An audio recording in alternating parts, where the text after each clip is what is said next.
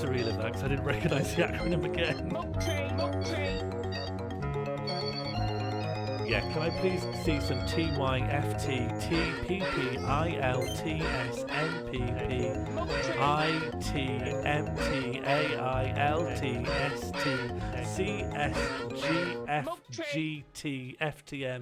in the chat for thank you for removing the printing press.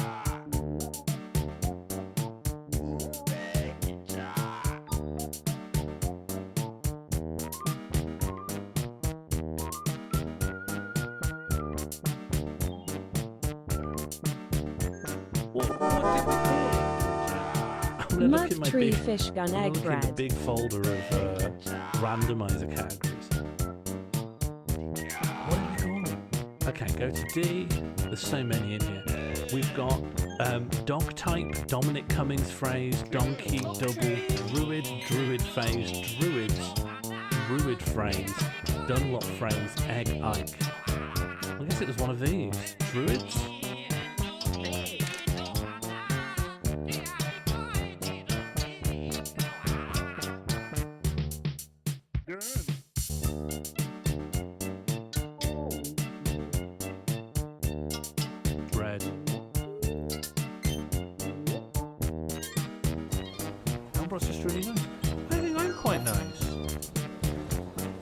Quite pleasant. I'm very cheerful. Unfortunately, the noise suppression cut you off a really odd time in the wind up to the screen, and we had to infer that that's what you were doing. But it was honestly funny because we all knew you'd scream, we couldn't quite hear it.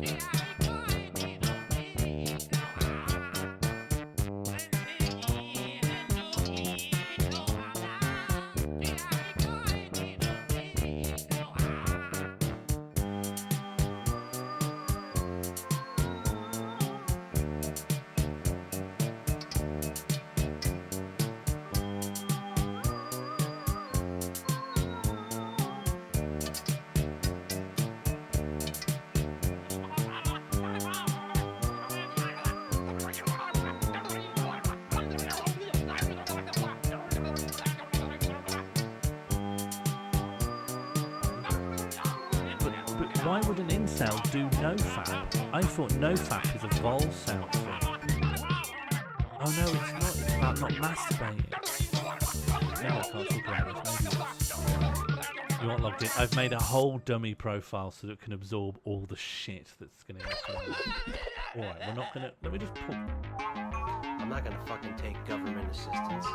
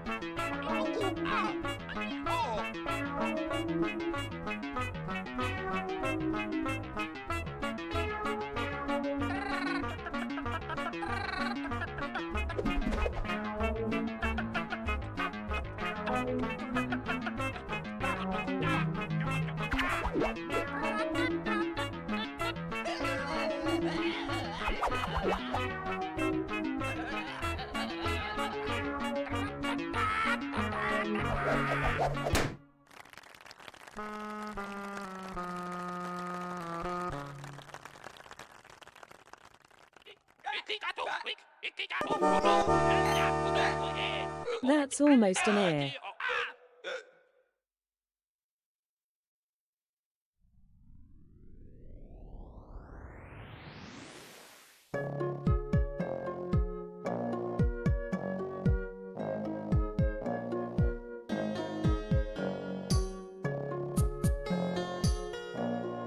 What's this? That's a toll booth. Toll booth. These are toll booths. Toll booth. Toll booth.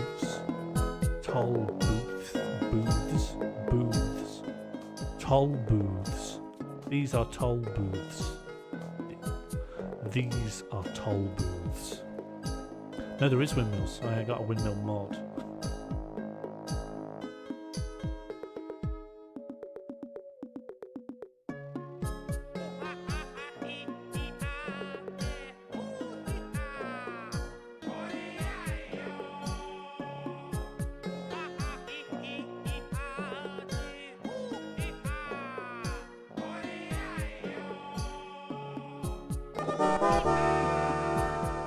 I am ready for this.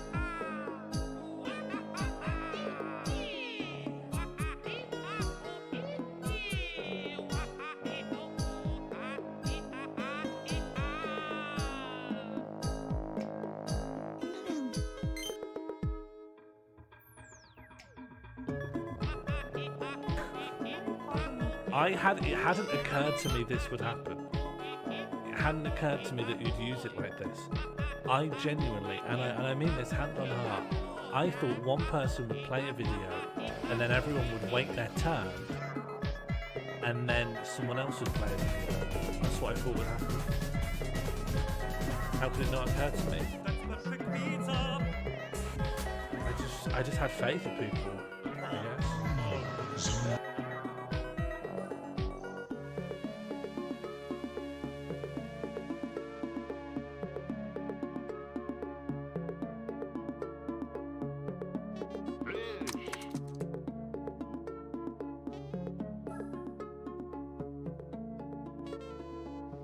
Your heart. One is Bing, and two is reality. I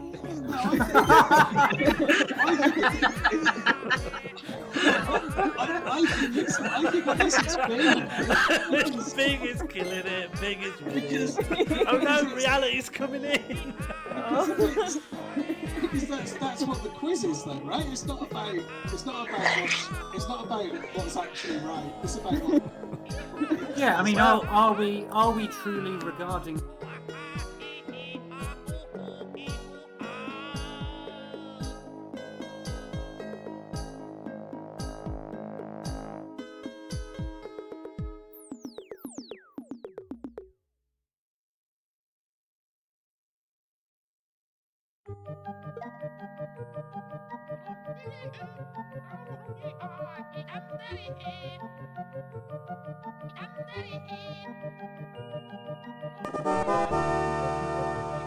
Society.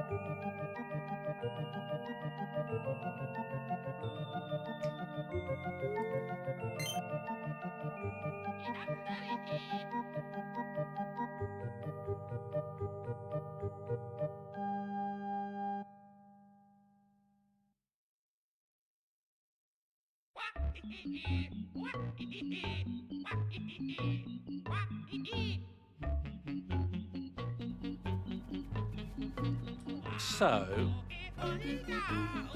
this door is shut. These are some of the details I thought would have been changed. But maybe now there's a key. Maybe the Tentacles brothers. Oh. That's different. That's a big change. Oh my god, yeah, oh my god. Anyone who saw the Evening, first everyone. playing this.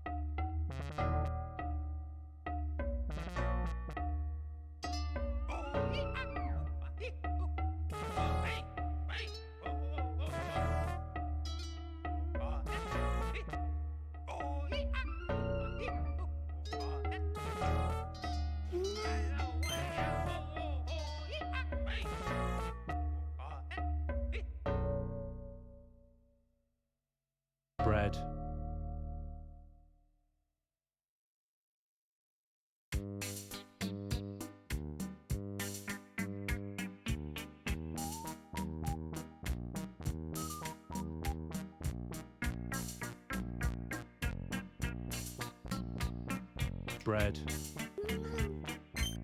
Could I get to the base of that pillar? Could I get to the base of this pillar, do you think? Yeah, I think that's the play. I think the play is to get down onto that geometry somehow. Bread.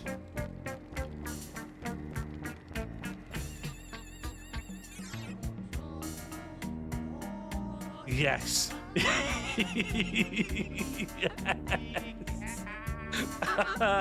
I'll never stop playing Lord Vesimir's castle. It's Sean Moe 1 leg 2.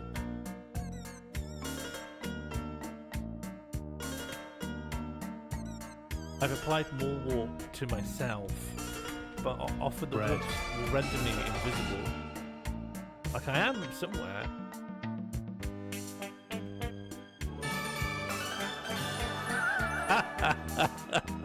It can give you a lot of.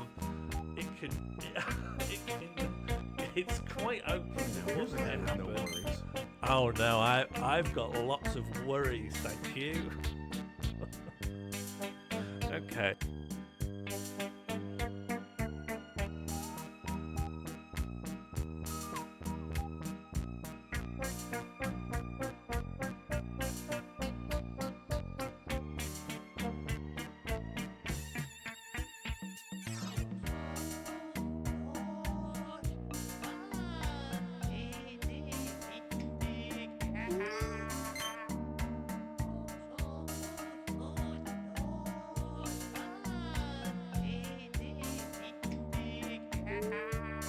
Bread.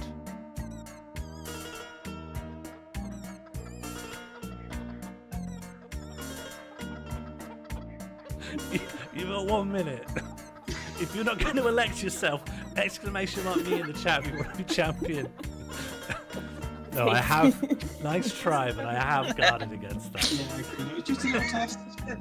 The amount of really obvious shit I need to put code in to guard against just because it's you lot. I have to say, I never thought this would happen. Really?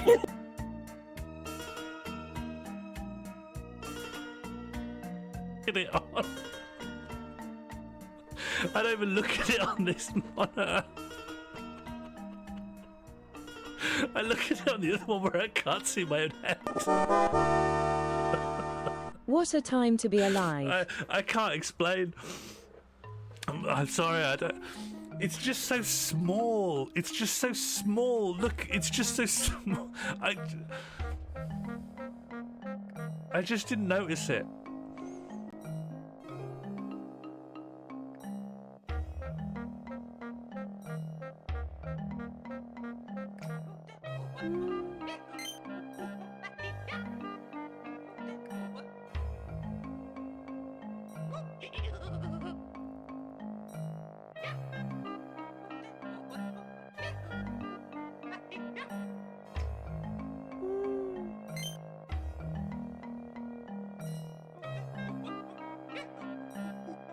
This, me coming into a room to kill spiders for Sean is actually, this is just sort of our life. I would say I like. But this is one of them. This is the feature, yeah. I'm not very good with the slingshot. I'm very sorry if this is boring content. Oh, actually. Should I just run through? Because I'm not scared of them. Well, what I was going to say is, because I'm not looking at the screen, this might be good practice for being a streamer. Oh! Thank you so much for triggering the working bear. I love seeing new faces in the chat. And I love seeing this community grow from strength to strength. I don't know. Sorry, I've forgotten.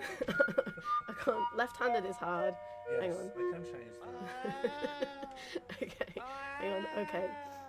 Okay, I had one interaction, it was fine, so I think probably everything else will be fine now. Algreaves says, spider straight ahead on path.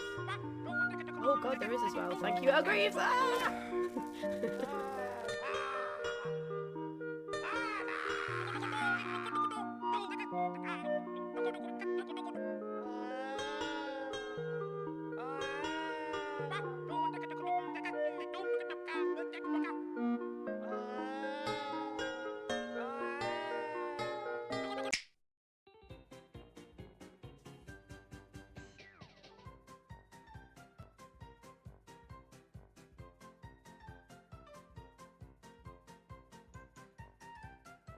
Hello, everyone. Welcome to the... Oh, 1 second. We've got a welcome bear. Hello. You've triggered the welcome bear. It's lovely seeing new faces in the chat and seeing this community grow from strength to strength. I'm sorry that this video doesn't take place in a train station, such as Birmingham New Streets, Manchester Piccadilly, or Mortality. But we all must face our disappointments.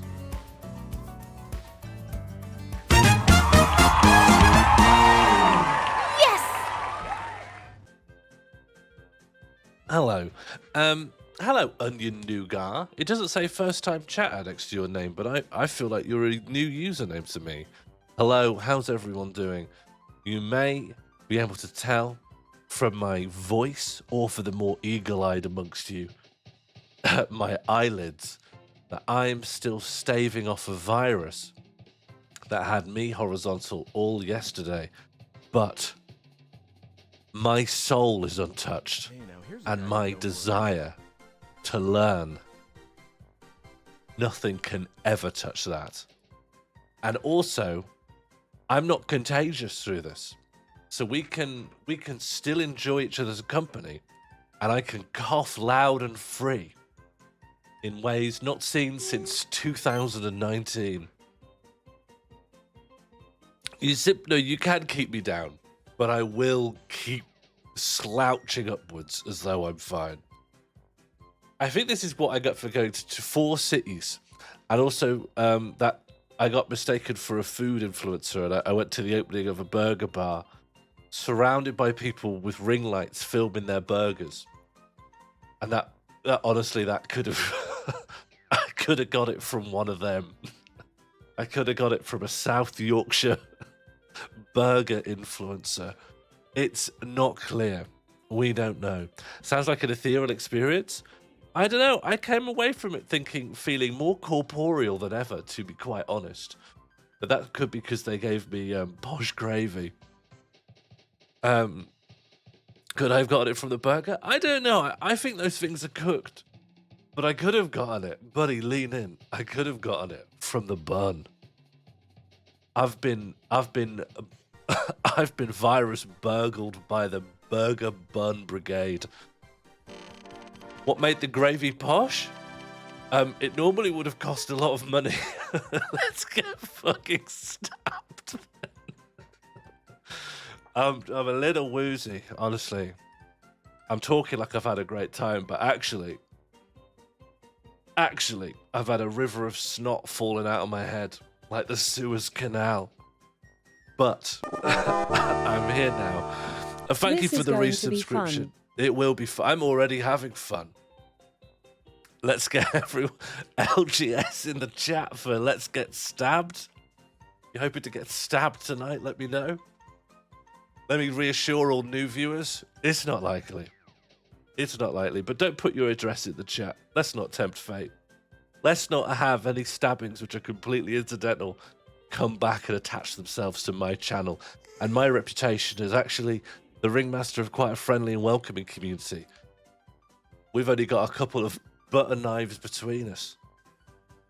Did Paul Burrell supply them with the Queen's gravy recipe? I don't really know what you're referring to. Unlikely but not unheard of. What? Stabbings? Let's move on. Honestly, let's talk about anything else. Hello, King of Time.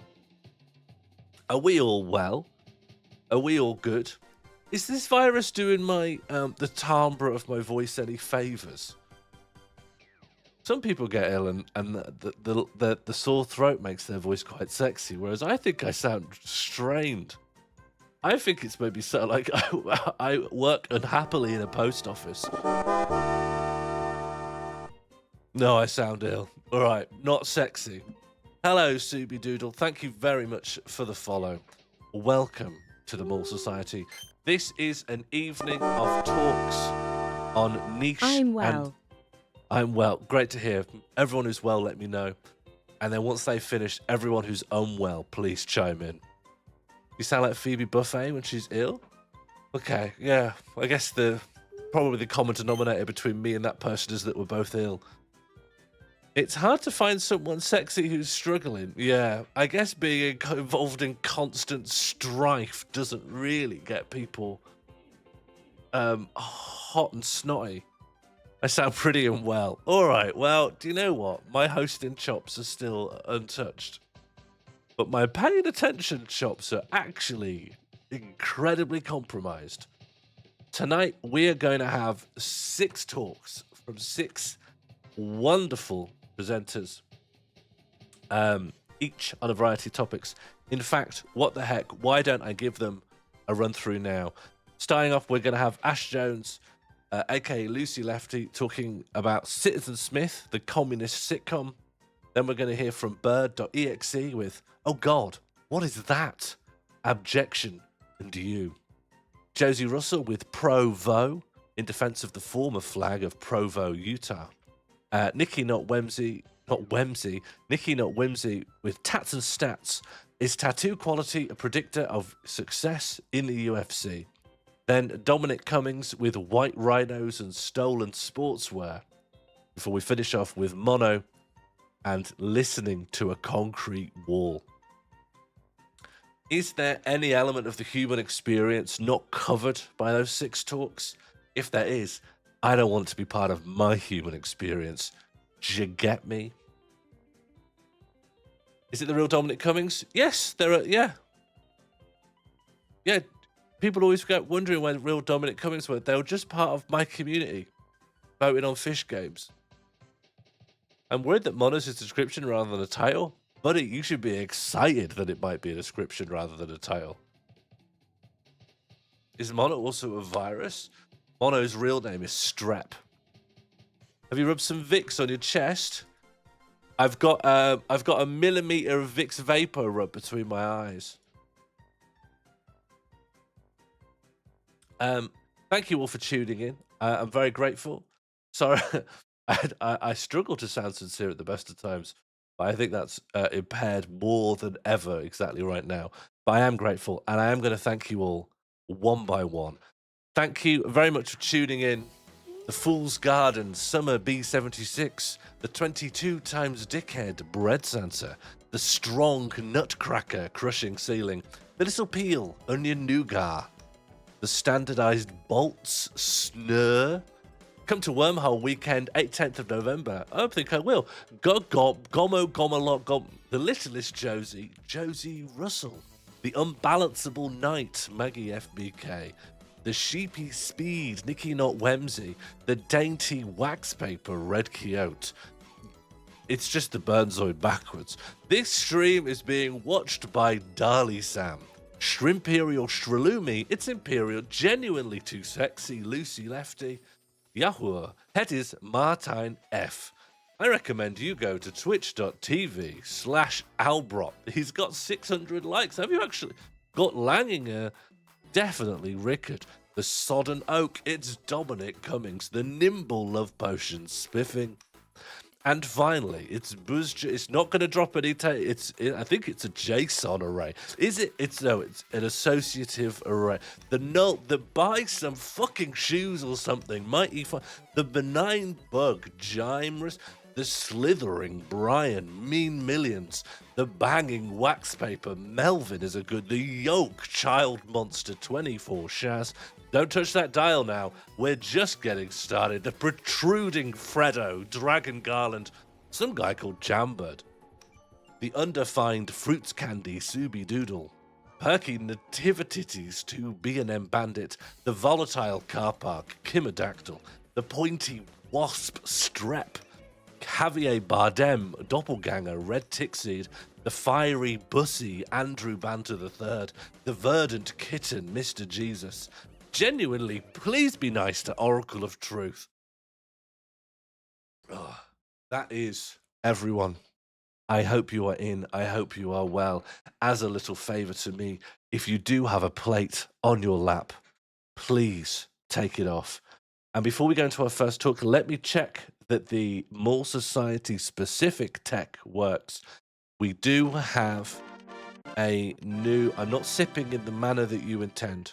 I'm not giving it a confident glug. I'm going to give it a little leper's sip. Oh, lovely. There you go. I choose the manner in which I sip. You will never convince me otherwise. You can now add questions into a queue, and then I can empty the queue. That's what we have for this. So that means if you're watching one of the presentations, each presentation is going to be followed by a Q&A by the presenter live. And if you've got a question, just stick it in the queue. You do question mark Q as one term, then a space, and then you put your question in now. Is there already an ailments category? Let's find out. Yes, we have a few. It's just itchy bottom, wide voice, and mysterious illness. Okay, so what is jam? And just to make sure this works, if I were to type pull question, it's a question mark, and then so if I go pull question, what is jam? Who put that in? Oh yeah, the Burnzoid did. Great, and then we clear that off. The Burnzoid asked, "What is jam?" Great, it works. With that in mind, I think we're ready to go. It's question mark Q. Question mark Q. What is jam? Do you want me to answer that? It's just preserved fruit. I think mushed. It's a fruit paste, preserved. Oh no, let's just clear that. There we go. Clear that out. Good. All right. To our first presenter, what you're going to want to do is, I messaged everyone about this. I think you all got it, but I've opened up a voice channel on the Discord called the Morl Society. I'm going to enter that now. When you are ready to come in and start presenting, let me know. Pop in and say hello. Then I'll bring you onto the screen, and then we'll be grand to go. Hello, Lucy. Oh. I've never heard you talking so adult before. Yeah. Just that I've done a lot of growing up today, so. Good. Come on.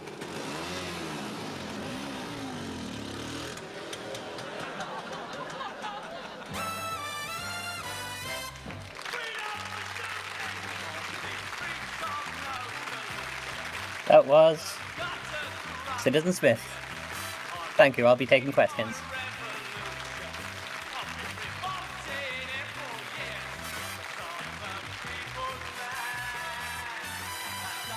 That was our first talk on Citizen Smith, communist sitcom.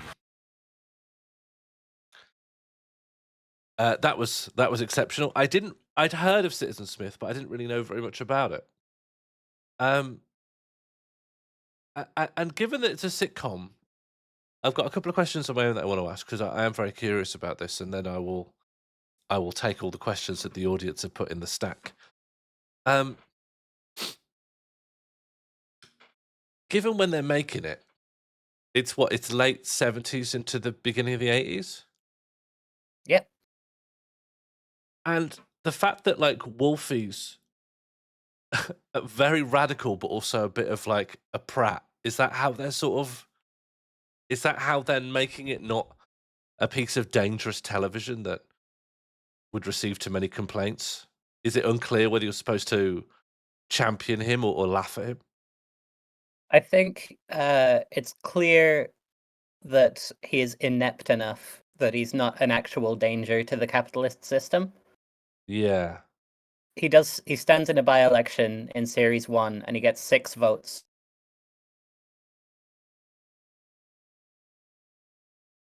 I mean, he's correct, but he's also the butt of every joke. Yeah. And I guess also that's the position that the left are in, really, which is that there's not a lot of all the people who have any kind of radicalism are not capable of mounting any real, it's the story of Britain. Yeah, the story of Britain can be explained in its entirety via Citizen Smith. Yeah, because a while back, a couple of years ago, I ended up watching The Rag Trade. Do you know The Rag Trade? I do not. The Rag Trade was a BBC sitcom about women working in a London sweatshop making textiles. And it was written by the same sitcom writing duo that also did On the Buses, which is maybe you've heard of because it's more famous. Yeah. But to begin with, it was a joke about these women who had unionized and they had so much power they would strike over anything. But also their demands were very interesting. Like they wanted a creche that was like fully subsidized by their boss, so that if they were to get pregnant or have a child or whatever, it wouldn't impact on their job. And the boss was always portrayed as like this, horrible money grabbing guy. And then when they brought it back again in the late 70s, they'd switched all the politics of it to switch how Britain had changed at that point. And suddenly all the women were the butt of the joke and you're supposed to laugh at them and side with the boss. I don't think Citizen Smith ever got to that point. I think you're always...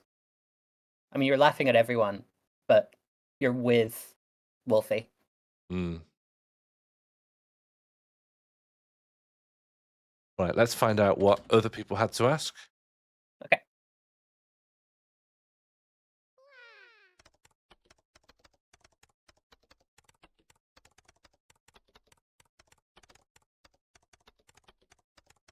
I think this might have been a leftover from testing that the questions will work. Do you want to take a crack at it? Yeah. I think it depends what region you're in. Bread. Good. I associate where I am jelly as a it coming from a powder and having hot water added to it. Mm-hmm. As opposed to jam and preserves.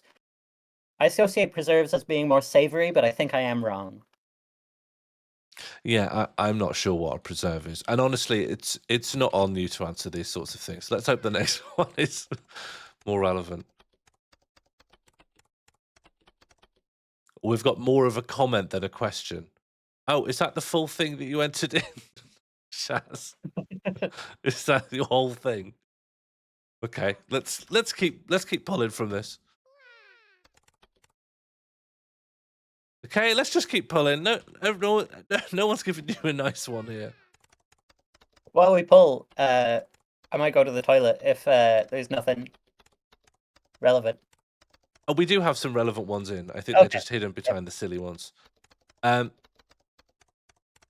Is there anything to suggest that this isn't the same universe as the sitcom My Family? I've not seen My Family, but I guess the suggestion would be that Robert Lindsay changed his identity in some way. People do when they get older.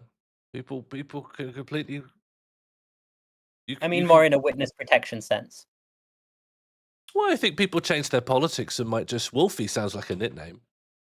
That's true. That's true. I will say, I actually do very much need to go to the toilet. Yes, you should be allowed. Yeah. So I will return as quickly as possible. That's absolutely fine.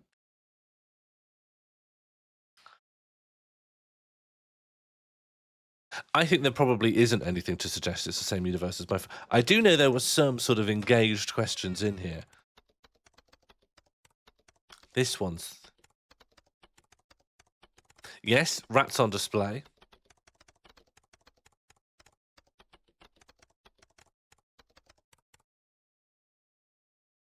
And that didn't come up as we went along, so I think that is a legit question. Bread. And also, I think people wanted to have some time seeing the rats, so this works out quite nicely. Bread. Great rats, yeah? ROD, rats on display, got it. ROD in the chat if you like that the rats are on display. There's a slight possibility that I'm taking it too seriously all around. No one knows the correct level of how seriously to take these. Hello. I believe some naughty urban gorilla put some laxative in the punch, so I apologize. Oh. Jam, that's not the... Nicky Nut Whimsy asks, how did you get into Citizen Smith? Is this something you grew up with? Yes, my father bought the box set of series 1 and 2, and then the box set of series 3 and 4. And actually, at one point, I owned 2 full box sets of Citizen Smith because he bought it again for me when I was about 18. Oh, that's nice. And do you still have them? Yes, I gave my friend 1 copy, but I still have the other. And also, it's all on Internet Archive, which is what I pulled from today. Nice. I Have you think he managed was to? just generally interested in sharing the sitcoms of his youth, because he also got me a box set of It Ain't Half Hot Mum, and that did not make the same lasting impression. No, I think there's there's few and far between sitcoms from that era that I think fully stand up today. Okay, what else we got in here? Oracle asks, is Robert Lindsay a comrade? Has Robert Lindsay, like... I feel like maybe a few years ago, I saw some Robert Lindsay takes that were maybe good. Yeah, shall I look on his Wikipedia page for like a controversies tab? That's normally where Why you not? find Yeah. out. I will say, if you search Citizen Smith on YouTube, the vast majority of the results are sort of ageist or ableist or fat-phobic clickbait of where are they now, Right. with fake, badly photoshopped pictures of the cast.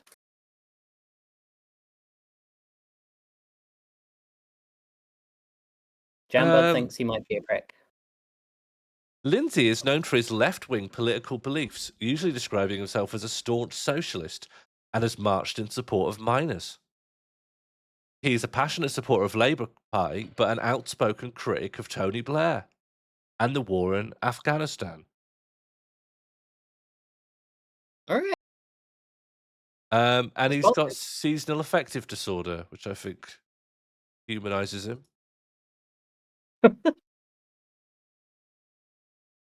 He's spoken publicly about sad lamps and say they really do work.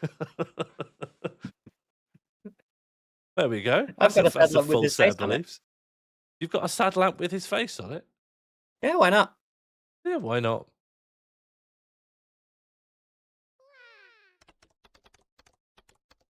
Oh, yes. Sorry, Doodle. One of those words is actually banned in this community, but we won't go into it. Can Sean end this stream with all 6 of us in 70s freeze frame? It would be difficult. You could probably all come into a group shot and then just stay still. That's the best I could do. What's next? Doodle asks, a lot of stuff. I really should get this to type faster. A lot of the stuff in this era doesn't hold up that well now in terms of dodgy references, sexism, misogyny, race representation, and etc. Does this drop any clangers that feels dreadful in the 21st century? Yeah, well, yes. Yeah, sure. Just today, when I was looking for clips for this, in the episode, there was a highlight with the manure in the lift. The lift attendant does use a slur for Roma traveler people, and that was just scanning across it. But the core idea doesn't have any of those elements in it, so it would be possible to pick it out. It's not. Yeah. It's not so ingrained. Racism's not necessary for the show to function. No. Unlike a lot of other sitcoms Unlike of the era. If you remove the racism, there's not a lot of show left. Gomal has asked, is there a chief antagonist? I think the chief antagonist is broadly Shirley's dad. Mm-hmm. As the sort of representation of like middle class conservatism and like suburban conservatism. He's probably the chief conflict. But even in the episode where Wolfie sang the song, he's too common for the upper class. So he is humanized at those points as well. I think it's very much Wolfie versus the world, though. Yeah, the world is a great chief antagonist to have. Yeah. Okay, here's a quick one. Vaughn versus Steedman. Who you got? Oh, that was it? Oh, Vaughn? Okay. No, Steedman. Steedman. Good. All right, that's the final word. And Kim Adaptal, this is our final question. I like the useless leftist representation. When did we get the idea we have to be competent? It's exhausting. Not 100% if that's a question, but I relate a lot to it. Yeah, I think probably when Citizen Smith ended, with the expectation started. Yeah. We need greater representation of uselessness and ineffectiveness on the left. And that's why everybody should go and watch Citizen Smith on Internet Archive. There we go. There's our call to action. And that is our first talk of the evening. Thank you very much for sharing it with us. Goodbye. That was our first talk. I hope you enjoyed it very much, because I did. Next up, we have bird.exe. Please hop in and join us when and only when you are ready to do so. Great. Thank you to all of those who put questions in. I think that's broadly working. As you may have learned, I cannot pick and choose the questions. So if you put it in, we'll have to get through it, even if it is at a pace that you think is disrespectful to your question. I spy the bird.exe. Hiya. Hello. Which order should I do this in? Should I screen share first and then put my camera on, or what's the best? You can do it however you like, but if you just want an idea, how about put your webcam on to say hello, then screen share, and we could spend time with your slides, and then we could say hello to you again at the end. And I've been told I need to boost your volume, but actually I don't think I can any further. So if you're able to make yourself louder on your end. Yeah, because I'm using a headphone mic. But maybe I should just switch to the laptop audio. Maybe if you could, you're coming through a bit quiet, and you already are maximally boosted by me. Okay, hang on one sec. No problem. Oh wait, no, now I can't hear you. Hello, can you hear me now? Okay, I can hear you. Oh, because I've got the stream muted. That's why. Yes, but you'll hear me through Discord. Hello, bird.exe. Thank you very much for being our second presenter of the evening. Pleasure. Thank you for having me. Oh, always a pleasure. Let's see. I have it. No, I'll do it this way. Okay. I just click go live, don't I? And then it's. Yeah, if you need to share anything with sounds in it, then make sure to share the application and not your entire screen. But if it's just slides and text, then either or. Okay. Is this working? It is working. Yes. Okay, I'm just gonna wait. And has it full screened? Because it's full screened on my computer, but I don't think it has for you guys. It has not full screened over here. No, you might be putting it in a presenter mode, I think. Oh, I but probably am. and I think presenter mode is designed to like show it differently on your end. But it has been a very long time since I've used PowerPoint. Well, I mean, I have it in a PDF that we could just scroll through because there are no animations and there's no sound. Whichever's easier. Hang on, I'm looking at the chat in case there's anyone being helpful. Yes. Does anyone know what button Bird should press to just make What this do I go full do? screen for both of us? Help me. People are saying beautiful slides, though. Oh, thank you. Subi Doodle has said F5. Hearing a bit of F5. Okay, I'm hearing it like this. That's full screening it for me. but not for you guys. Yeah, and I'm not sure what the solution for you is, but people are saying they're great slides. You're getting a Guys? lot of. Well, I wonder if I can hang on. I might just share my screen generally, and that might. Yeah, that might work. Okay, one sec. Sorry. Might be glad to hear that some people are saying that they're really great slides. Thanks, guys. Right, is that better? Can everybody? Yes, we can. Okay. That's better. Okay. Yeah. Shall I hand it over to you? Please. Great. Have a wonderful talk. Hello, everyone. Welcome to. Oh God, what is that? Objection and you. I feel like I should say, for some context, these slides are adapted from when I had to do a presentation for something on Halloween. So there are some Halloween friends joining us for this. Please welcome Cooper Trapp, who is joining me on this slide.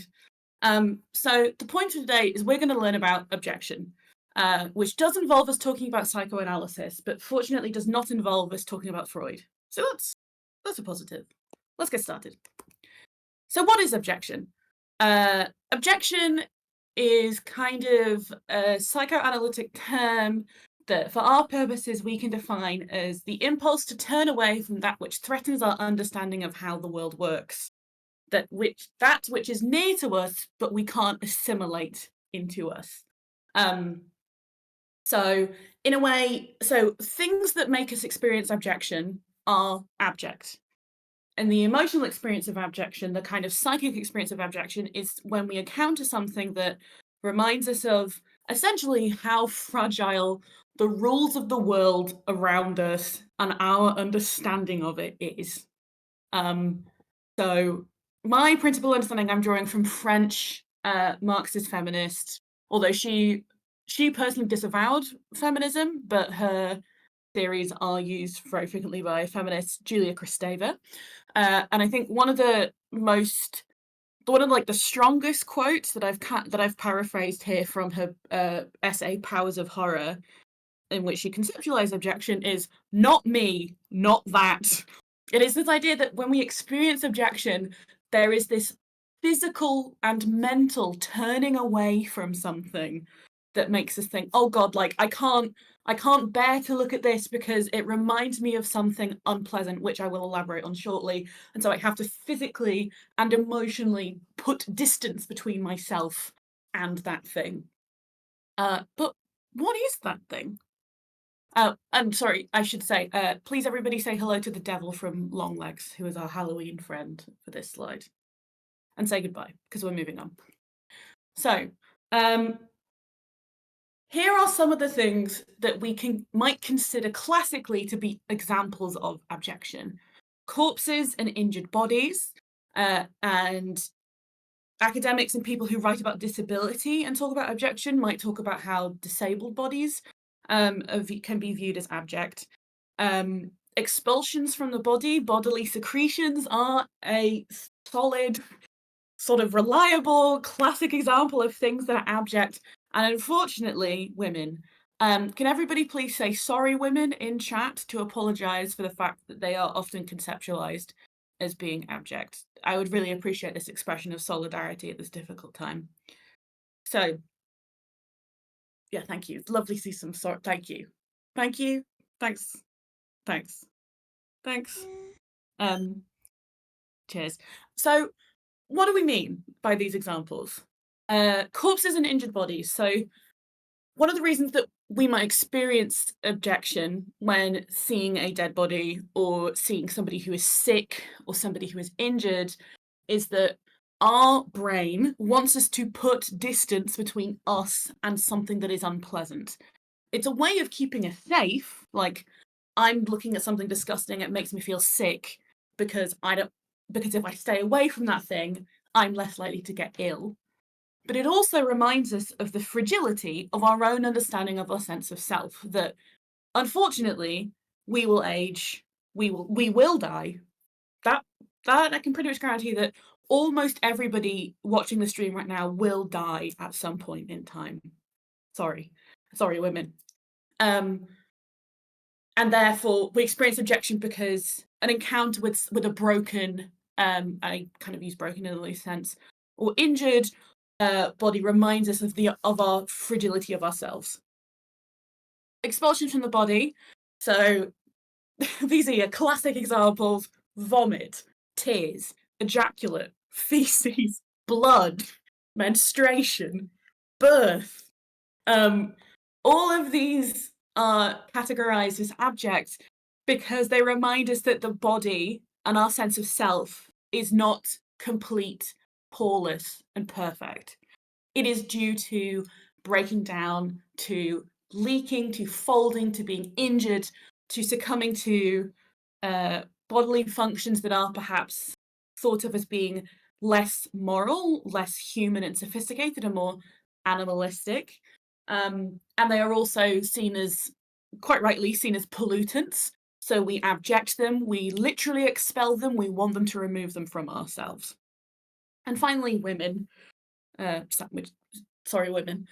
So women can be seen as quote unquote naturally more aligned with the abject because of what Barbara Creed talks to their proximity to animality through birthing and mothering functions. Now, obviously not all women do these things, but there is I think a fairly accepted cultural understanding that kind of the category of women is more associated with those functions that we like to perhaps psychically put distance between ourselves and those things. And there is also, I think, not to get into like really complex psychoanalytic linguistics, because I don't think I understand it, but Julia Kristeva talks about how because language and the ways of understanding the world are constructed by dominant forces in society, e.g. patriarchy, that language is constructed by men and around men being the normative. And because women, and I would say arguably sort of gender non-conforming and non-binary identities exist outside of the world of men, they are defined as being not men. They exist outside the traditional order of being and can therefore be classified as abject because they are not safe, normative, clean, what Julia Kristeva refers to as the clean and proper body. So sorry, women. Oh, and everyone, please say hello to Billy the doll from Saw, who was our Halloween friend for this slide. And now say bye because we're moving on. So what's the point of objection? Why experience this? What use does it have for our day-to-day lives? Everyone say hello to Debbie Jelinski and say bye to Debbie Jelinski because we're moving on to the next slide. What's the point of abjection? So abjection arguably has a couple of different functions. As I've said, it keeps us safe. Not only in a physical sense, we turn away from, I don't know, if you see dog poo in the street, you feel disgusted by it and you turn away because it's repulsive, because it could make you sick. The fact that like it also kind of violates social norms and moral codes, encounters with the abject can sort of evoke that within us. So it is a protective instinct. I think at one point Kristeva refers to objection as a safeguard to try and sort of keep us in our place and to keep us safe. There's also the fact that objection can be for individuation, which is a process through which a person establishes their identity, typically speaking, through distinguishing themselves from their parents. So there is this really gross example in Powers of Horror, for which I've included a citation if any of you want to go and read it, where she talks about being very young and picking up a cup of milk and having the skin on top. And as the skin touches her lips, she's so repulsed by it that she's like, that she thinks about kind of being born in a way in that moment of kind of realizing that she is her own person and she wants to, again, put distance between her and her parents, emotionally speaking and mentally speaking. Or as she puts it, I give birth to myself amid the violence of sobs, of vomit. And if any of you have been around people in labour, I think there are often sobs and vomits involved in that process. There's also the fact that something I've not really addressed is that abjection and the abject evokes a fascination. There's like this push-pull sensation. Yes, we feel disgusted. Yes, we feel like, oh God, like that's wrong. That's not the right way to be, to exist. That's something that, but there is also, I think, a key point of fascination in abjection. This idea of it's almost like a car crash effect, and like it's horrible and you want to look away, but you can't stop looking at it, thinking about it. Possibly because it reminds us of something that is disquieting, outside the norm, and unpleasant. I kind of think of it as like the temptation to pick at a scab, or to pick at a spot.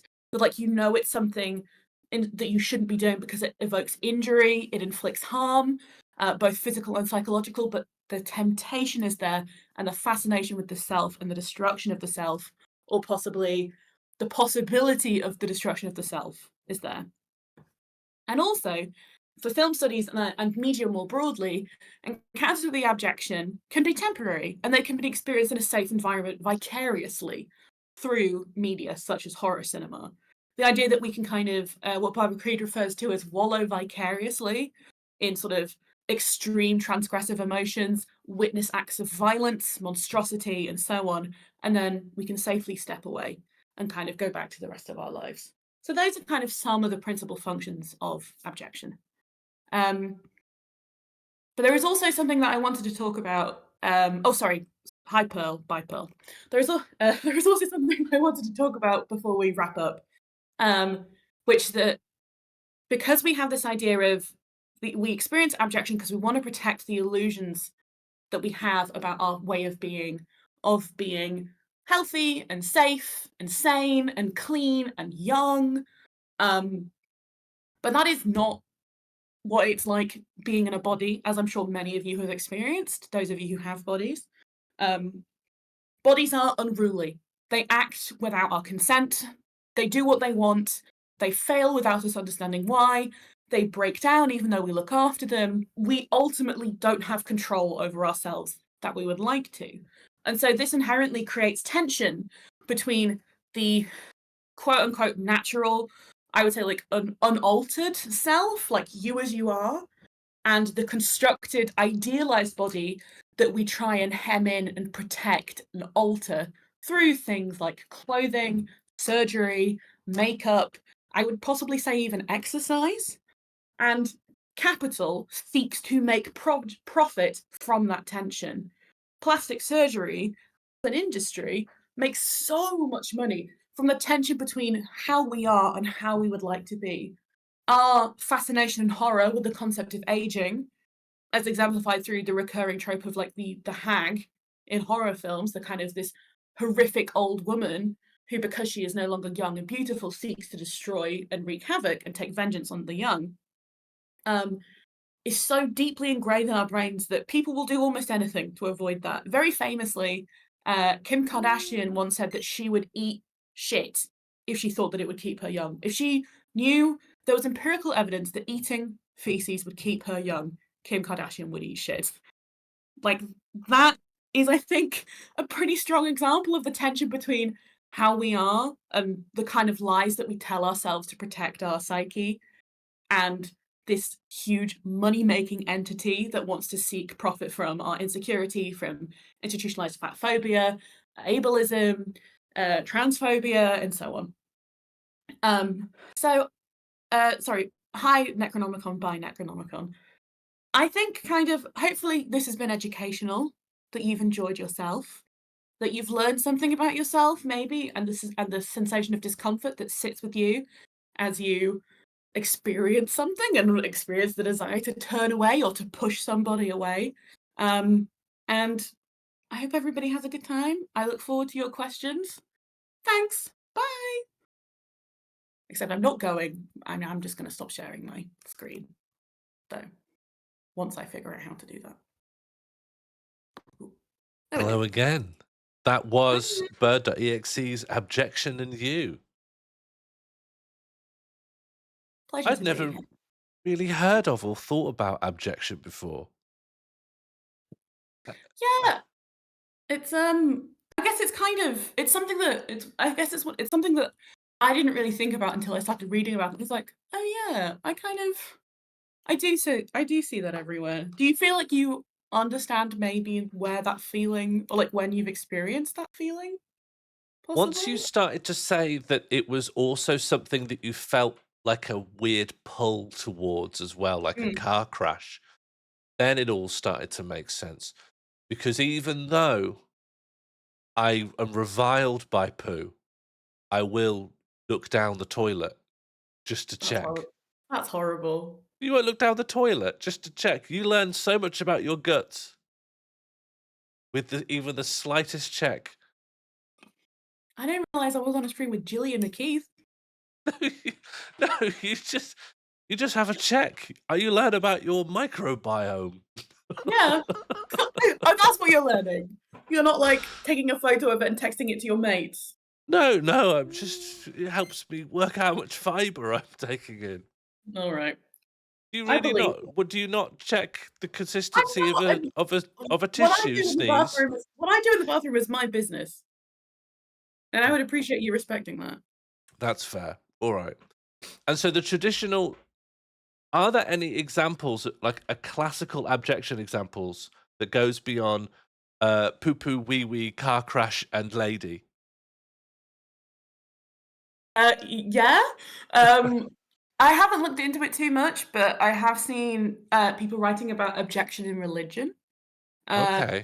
In terms of the casting off of the impure, sinful self in order to kind of return to a state of purity. Mm, And that is connected, I think it's like in Powers of Horror, Gila Christopher talks about leprosy, which is, I think, sort of kind of connected to that, which is disease, but I think that's notable. I think there's also, like, in my own work, I talk about right. objection as kind of basically a way of saying, like, you're like weird and outside the norm, and I define myself by not being like you. Mm. Is and then the person who is not like everybody else is then defined as abject. Or maybe like, you know, in Pinocchio, where they go to that absolutely mad fun fair and they're all drinking liquor and gambling. Yeah. As a little Catholic boy, I was like, that's mad. That's really naughty what they're doing. Oh, Yeah. but I'd love to have a go. I'd love to pop my head in there. I'd risk it to become a donkey. Yeah, I think so. It's Pleasure Island, isn't it, in Pinocchio? Definitely. And I think possibly for that reason as well, there is some overlap between the abject and the uncanny of like Yeah. something being kind of Right. like you, but distinct in a way that frightens you. But I think the fascination thing I think is really key to abjection, the kind of sense of being both repulsed and compelled by Yeah. it. I think that's a bit actually. So like you could probably people probably like find abjection just in themselves, right? Yeah, Just definitely. even just thinking about yourself for a little bit. Or like Yeah, for instance, you're thinking about your feet. yes. That's Or like, mad, isn't it? yeah, or like, I think the idea of because you've been in one of those rooms where it's so quiet you can like hear your heartbeat. I think have No, you I talked? just keep talking about my desire to. Apparently, you can hear your bones creak. And I'm not See talking that about being old. Everyone can, because you don't want it. that would be so no, that would make me want to die. The idea of being one of my worst nightmares is being in a sensory deprivation tank. Oh, I'd I love don't. that. It sounds like my idea of hell. That kind of hyper awareness of your own body, not necessarily like as it's actively falling apart around you, but maybe there are kind of things that our brain doesn't want us to think about too hard. Yeah. And I suppose one of those is like, ooh, my joints are creaking. I can hear my eyes move in my head, like that sort of thing. I had a key stage 1 growth spurt and I became incredibly scared of my knuckles. Oh God, Well, because it's because they were probably like, because well, you did you want to hit people? I think it's one of the lesser discussed parts of being a man and hitting puberty, which is that Mm, your knuckles start to protrude quite a lot. yeah. But no one had ever sort of, I was prepared for pubes or whatever, but this came out of left field. And I honestly, because no one had ever sat me down, I got the talk about everything else, but no one ever told me, oh, your knuckles will get a bit bigger. I was like, my Yeah. skeleton is getting too big for my skin to contain. And I Which is, extrapolated a horrible death from that. yeah, which is body horror, right? This kind Yeah. of the biological process has been completely out of control. It's like it's not something that wouldn't be unheard of in like a Brian Yuzna film, Society, which everyone should watch if you want like a gross, sticky time. Yeah, but that kind of realization of like the awareness of, oh God, like my body is doing stuff without my consent or my knowledge. Yeah. Like, I don't even think that it would be necessarily objection, but like I injured my spine last year. And it was just like, I didn't even do anything. I just woke up one day and my body wasn't working. Yeah. I think is like tangentially related to all of that. I saw some people in chat grappling with this, so let's see what abject questions you have to deal with. Oh, this one starts off quite polite. Oh, it's not a question. I think I need to. Sorry, I'm looking down because my phone's underneath my laptop. Let me tell, bro. Bread. I'm a big fan of yours.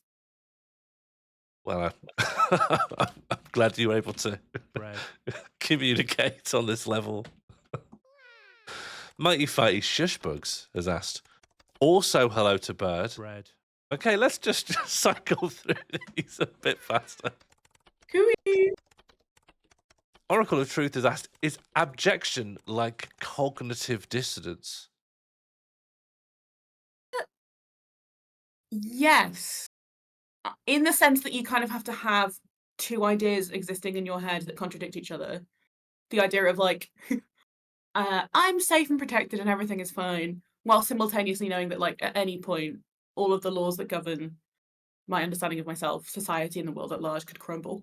It is kind of like cognitive dissonance in that way, I suppose. Yeah. I know there's like some kind of psychological model, and I don't remember enough about psychology to know which one it is. I don't think it's Freudian.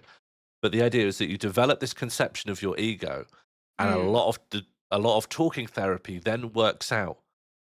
You know, people have a self-conception, and it's like 60% wrong, and so we're constantly confronted. Like, you know, lots of people think they're a lot calmer or kinder or more patient than they are. I'm always claiming that I'm cheerful, and everyone around me is going, "You." I think And especially now you're cheerful Bread. despite your sickness. I think I seem more cheerful now that people know that I'm struggling. but that we're quite wrong in our own assessment of ourselves. And people have to do like therapy to integrate their own reality into themselves.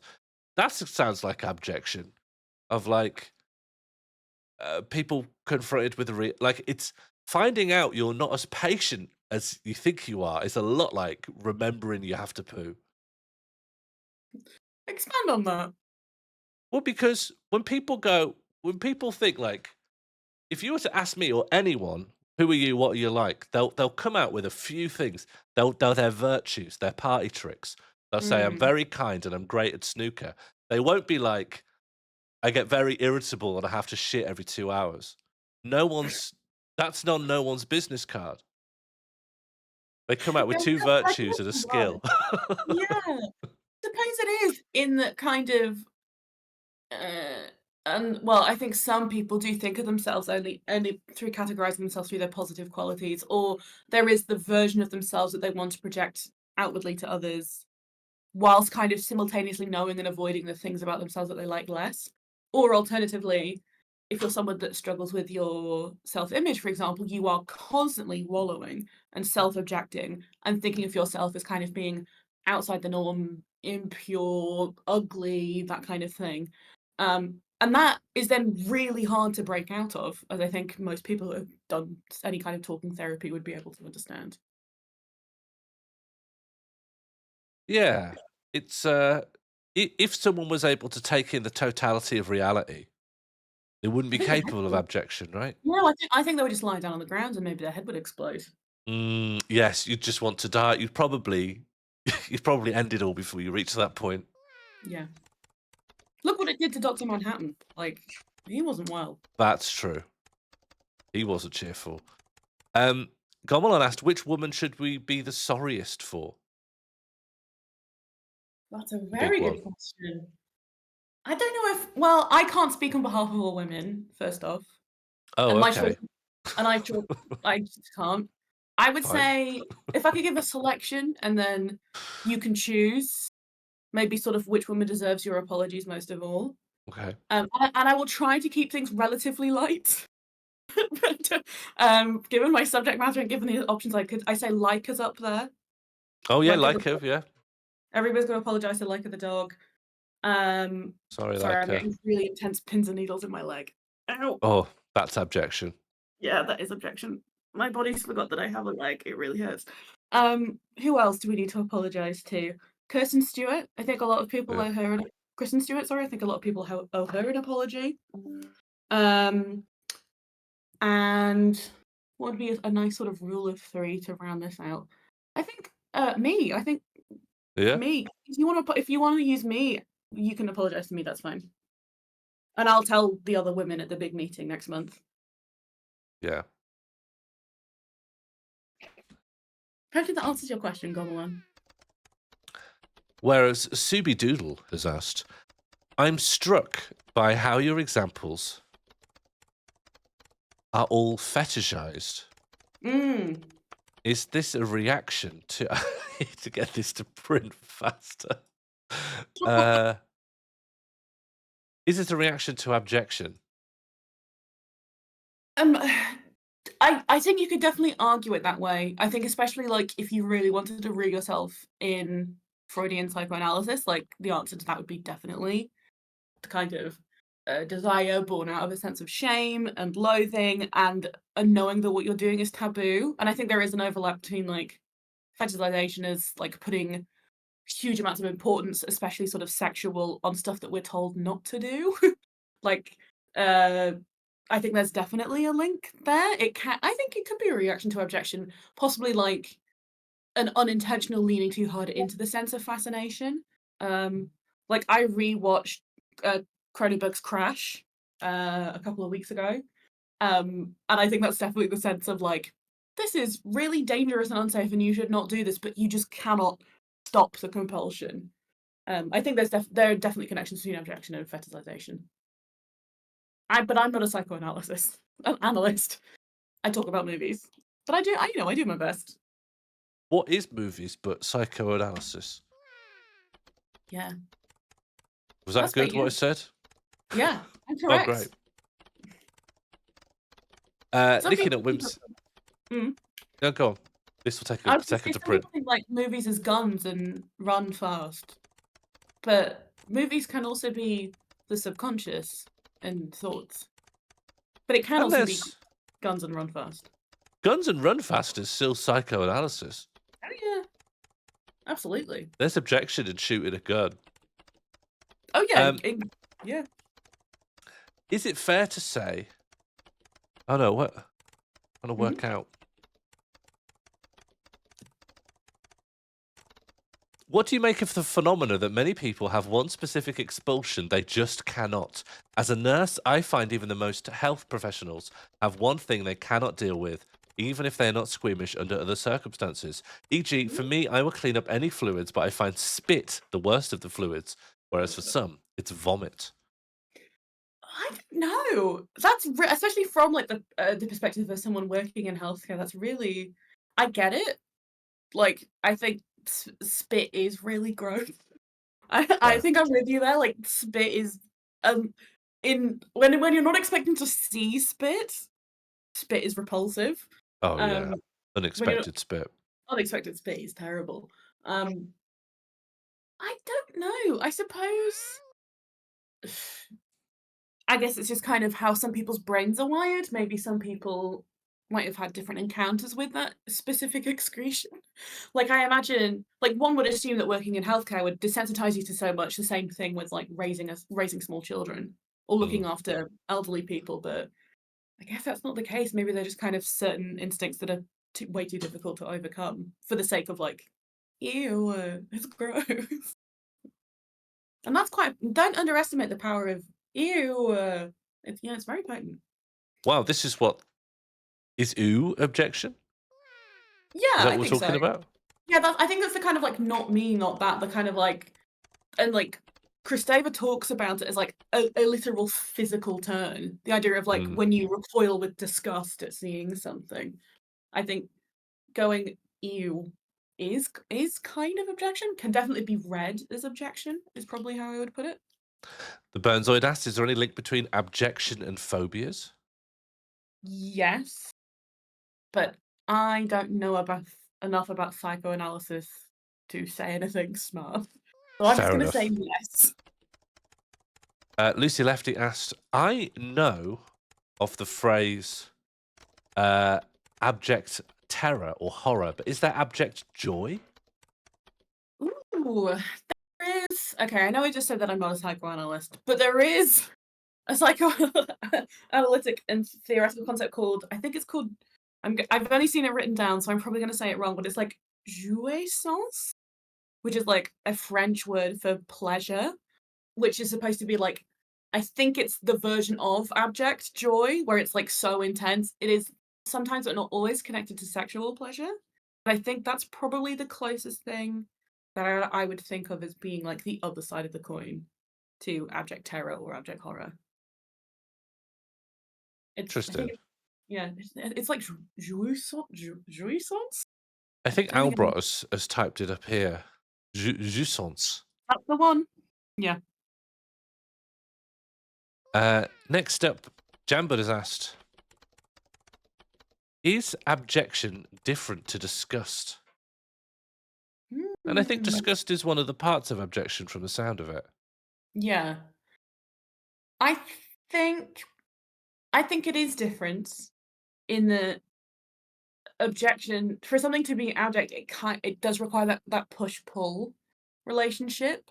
The kind of the realization that something could be approximate to you but is not you, and like cannot become part of you but is eerily close. Bread. Whereas I think disgust is kind of the emotional reaction that stops at that and is perhaps less something that you don't dwell upon it, you're not fascinated by it. Maybe? I think that's probably what I would say. Sounds coherent to me. I'll take that. Nicky.Whimsy has asked, are we fascinated by how far we can push ourselves? Ooh. In general? Up a hill? Yeah, I guess so. In terms of perhaps not in the sense of objection, but in terms of maybe in how far we might push ourselves in order to get away from objection. If we think about people who undergo extreme plastic surgery, they are trying to craft a vision of themselves that is perfect and kind of seamless and perfectly integrated with their original self so that it subsumes it. And I think there is kind of a compulsion in that direction. Yeah. Yeah, I think that's in terms of pushing ourselves, it might be sort of pushing ourselves away from something, or how far we might push something away from us, how roughly we might denigrate or ostracize or alienate something from us. But the problem with the abjection is that it inevitably always comes back, no matter how hard you try and run or push. That it's like always going to come back to you in some way, shape, or form. I'm just going to end this off with two questions that I'm going to pluck manually because I'm afraid we just have too many built up to get through in time. One of them is, are you sitting on the floor in front of your sofa? Yes. And the last one from Kimadactyl, what's your favourite sin? Ooh. My favourite sin. I think, okay, it's probably, I do love doing nothing. And I love lying down. Sloth is up there. But gluttony is, I love food. I love to cook. And they can go hand in hand. And they can go hand in hand. Lying down on the sofa, eating a bag of crisps. Yeah. Half paying attention to a movie, whilst half paying attention to your phone, whilst like half paying attention to something that somebody else is telling you. Sloth, gluttony, and then like lust is a classic, but I'm not going to divulge any of that on a public forum. So That's fair. I'm going to say it's probably sloth, then gluttony, than a melange of the rest. That's Wrath I think great. is very useful, but I don't think I'm particularly wrathful in my day-to-day life. But I can be gluttonous and I can be slothful. So That's probably a lesson for all of us. Yep. Let's keep the gluttony and sloth going.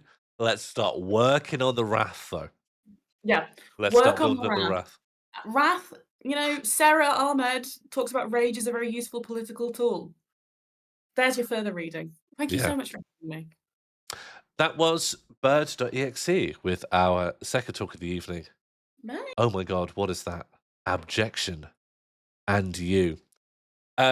Whenever they are able, I welcome our third presenter into the fold, which would be Josie Russell with Provo in defense of the former flag of Provo, Utah. If we could please say sorry women, or alternatively women followed by a sad face. Hello there. Can I be seen? Yes, you are live on the Morl Society. Okay. Let me just set up my presentation quickly. Absolutely. Now you should hopefully see a blank white screen. Is that working? Let's have a look. Just loading. Yes, utterly blank. Perfect. So let me just get my. I should say, I always forget how after a certain point, wearing contacts while also wearing makeup, I can't really see. So if I have any problems with the script, it's probably because I can't actually see. But I will try and power my way through this and hopefully get everything to work. Perfect. Well, I will full screen your intentionally blank screen. And if you're ready, then the floor is yours. Enjoy. From the pure white for Chinese armies in the 11th century BC to the white, pink, and orange for lesbians of today, flags have been used to visually represent a people's shared background, culture, and identity. But over the years, as technology, graphic design, and capitalism has advanced, the perspective of how a flag should look has developed from flags being an artistic symbol of a people to essentially a waving advert, with the flag being the logo of the community it represents. And while I think there's a lot to be said about how the standards of modern graphic design and its use in the promotion of capital has led to some beautiful flag designs in recent years, I feel in some cases the desire to fit the mould has taken away some beautiful flags from us in favour of more marketable designs. The example of this that I will be talking about today, and defending its design choices, is this flag, the former flag of Provo, Utah. I'm going to give you all a little second just to have a look at the flag and just take it in. And I'm going to give myself a little sip while you have a little think about it. Right. Now you've all had a look, let's talk about the history and the meaning of the flag. The former flag of Provo, Utah was designed by Stephen Hales of Hales Creative, a graphic design company locally based in Provo. The flag was originally adopted for Provo on the 25th of April, 1989. And in terms of the design, it is a pure white background with bold black text stating the name of the city it represents. And below it, a multicoloured banner which symbolises the diversity, technology, and the exciting upward growth of the city, as well as the city's eclectic nature. But amongst vexillologists on any level, this flag has a reputation of being a quote-unquote objectively bad flag.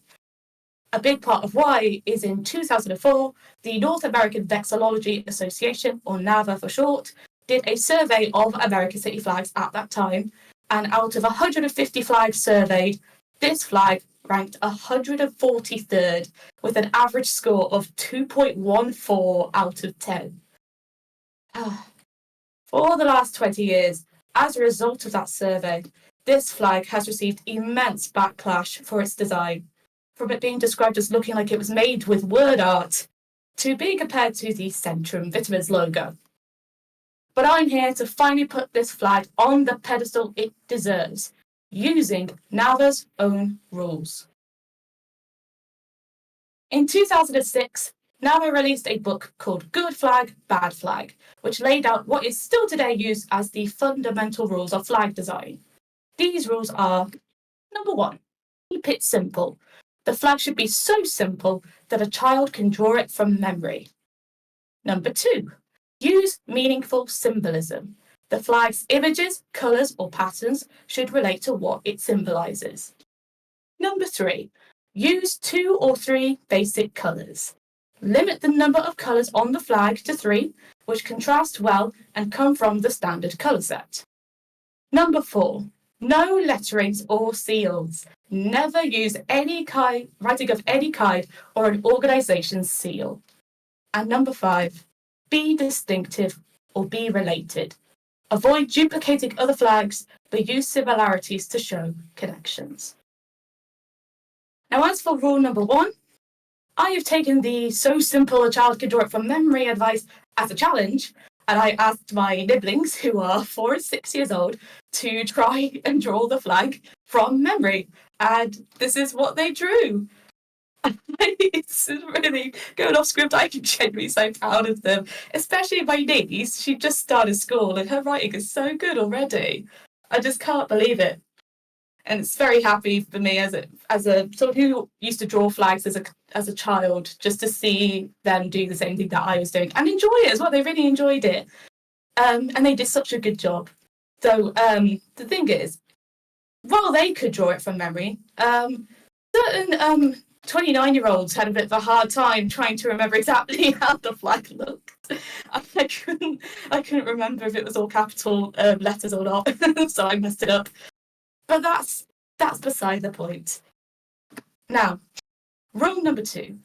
See, we've already talked about the symbolism of the flag. We know that the multicoloured banner has meaning that I think relates to what it symbolises, the diversity and technological growth of Provo, especially in the context of the late 80s.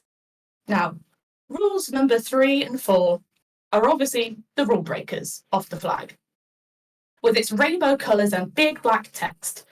But I don't think it's relevant here, because the simplicity of the text font and the more held back manner of the multicolour on top of the pure white background really makes all of these features feel balanced. These bad features don't feel thrown in your face in ways we have seen on other flags that utilise these quote-unquote errors. And finally, what I think is the most important rule in relation to this flag is rule number 5, particularly the be distinctive part. This is a textbook distinctive flag. The design is so of its time in a way that has now become quite charming. It started off as a logo flag in its own way, especially like for the 1980s. But because it's now so far away from today's design standards, it's sort of become a fuck you to those standards.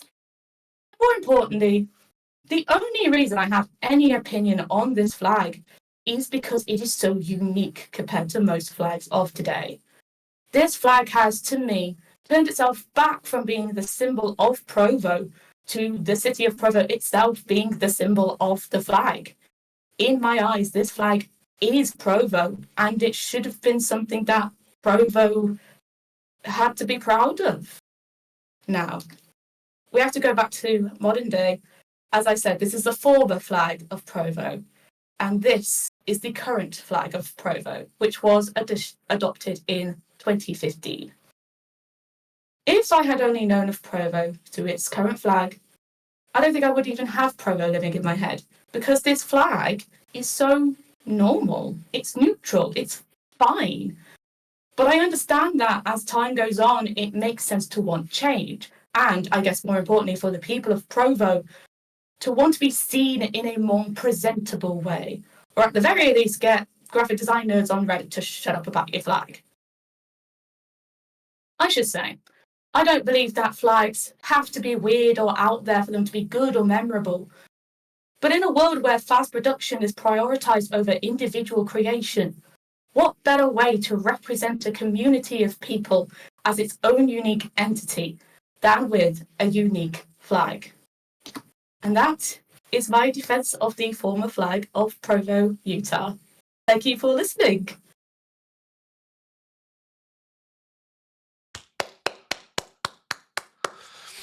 An incredible talk on a very important topic. Welcome back. Thank you. You have mentioned the flag of Provo several times to me in the past. And I really can attest this has lived in your head for quite some time. Yes. I know that we're all big flag fans here. And we'll find out what specific questions people want to ask. Mighty Fighty has asked, Nepal is the best flag? Discuss. Oh. Listen, I understand that it is a good flag. It is a good flag design. It's more a good flag design because of the shape of it. If we're talking specifically country, I think the best flag for country is Seychelles. It is a very good use of colour and the dynamism of those colours, the actual like angles being used for those colours as like a ray of light. The Nepal flag is still pretty good. Just bringing up the Seychelles flag now. What is? Oh, it's massive. It's just gigantic. You got it on the pole. There we go. Yeah, Seychelles is pretty fun. I mean, if we're talking about my personal favourite country flag, the one I loved as a child for some reason was the Botswana flag. And I think now my favourite is the Estonian flag. And I think that's just because I really like the colours of blue, black and white together. I think it's very different for a flag. Oh, yes. I can see that these are similar flags. Yeah. Rival flags. Okay.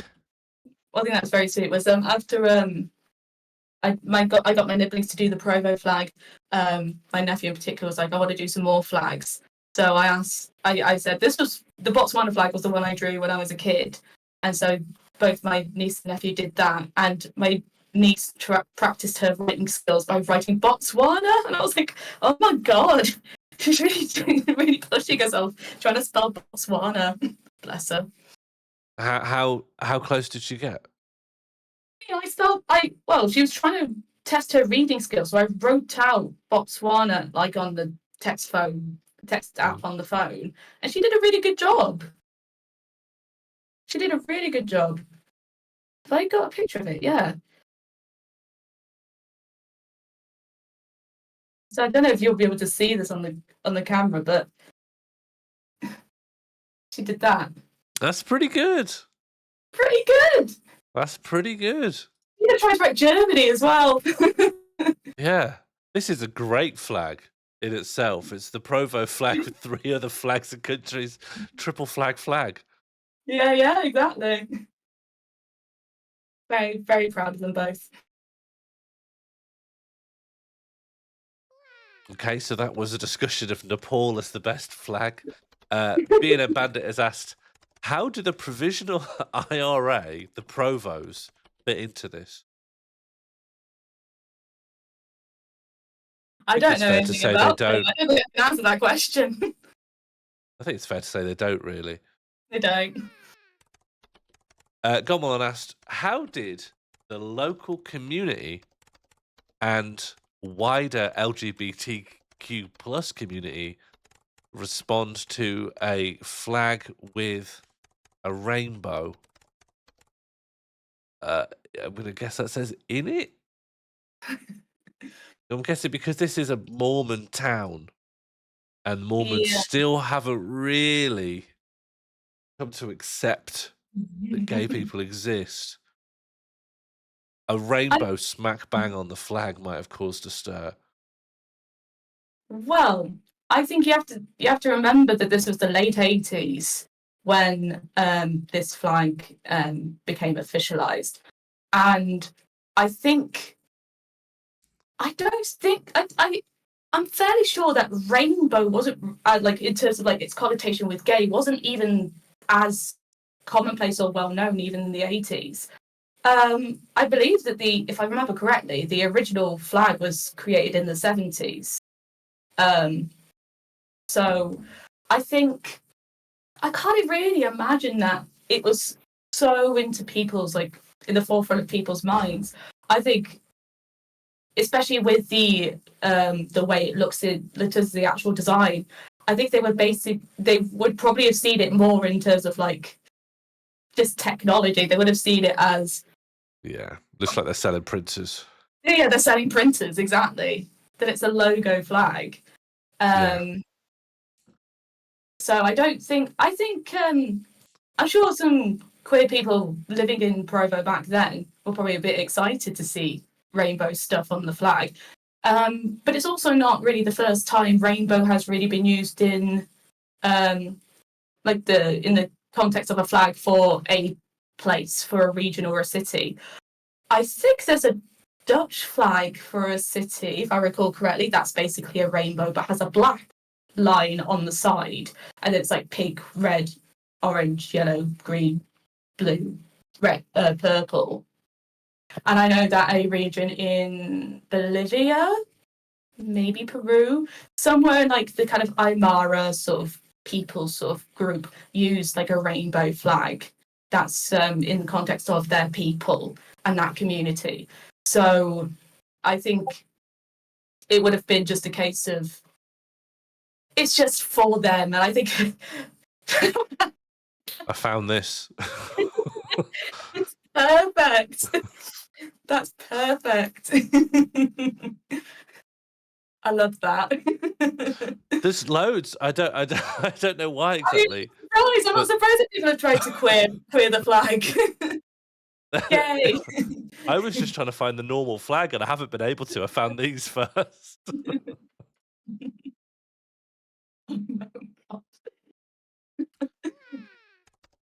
Okay, up next. I don't think it'd work as well with the trans flag colours, or really the non-binary flag colours. The trans flag colours are nice, but not in like a gradient sense. And the non-binary colours are a bit weird. What was the 150th worst flag? It was... What's the place called? Is it Porticello? Is that what the place was called? What about, or something like that? Porticello? It was I'm gonna have to find it, but it's like it was a pretty bad flag. I will say that. North American Ethnology Association. Oh, could it be this? Yes, Pocatello, that's it. Do you know what? This is worse. This is... It is much worse. This is really bad. It's bad, isn't it? Yes. It really does let the original Provo flag shine by comparison. Yeah, it really does. Oh no, they Lucy Lefty, they got rid of this. I'm trying to remember what it is now, but I think it's nice now. Pocatello, Idaho. Yeah, I really like the flag now. I think the flag now is really nice. It's a good element of like shape design in their flag. But I think that's a more recent update. 2017, that's it. So more recent than the current Provo flag.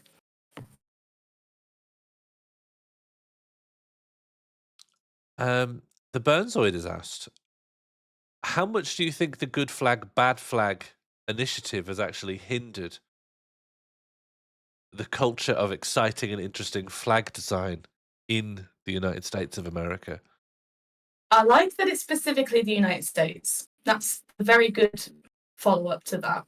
Because I think it really has mostly affected the United States, because even though the rules are supposed to be international in a sense, and people across the globe have followed these rules, yeah, it really kind of fits into the logo design mentality of American culture and American or modern capitalistic American art, really.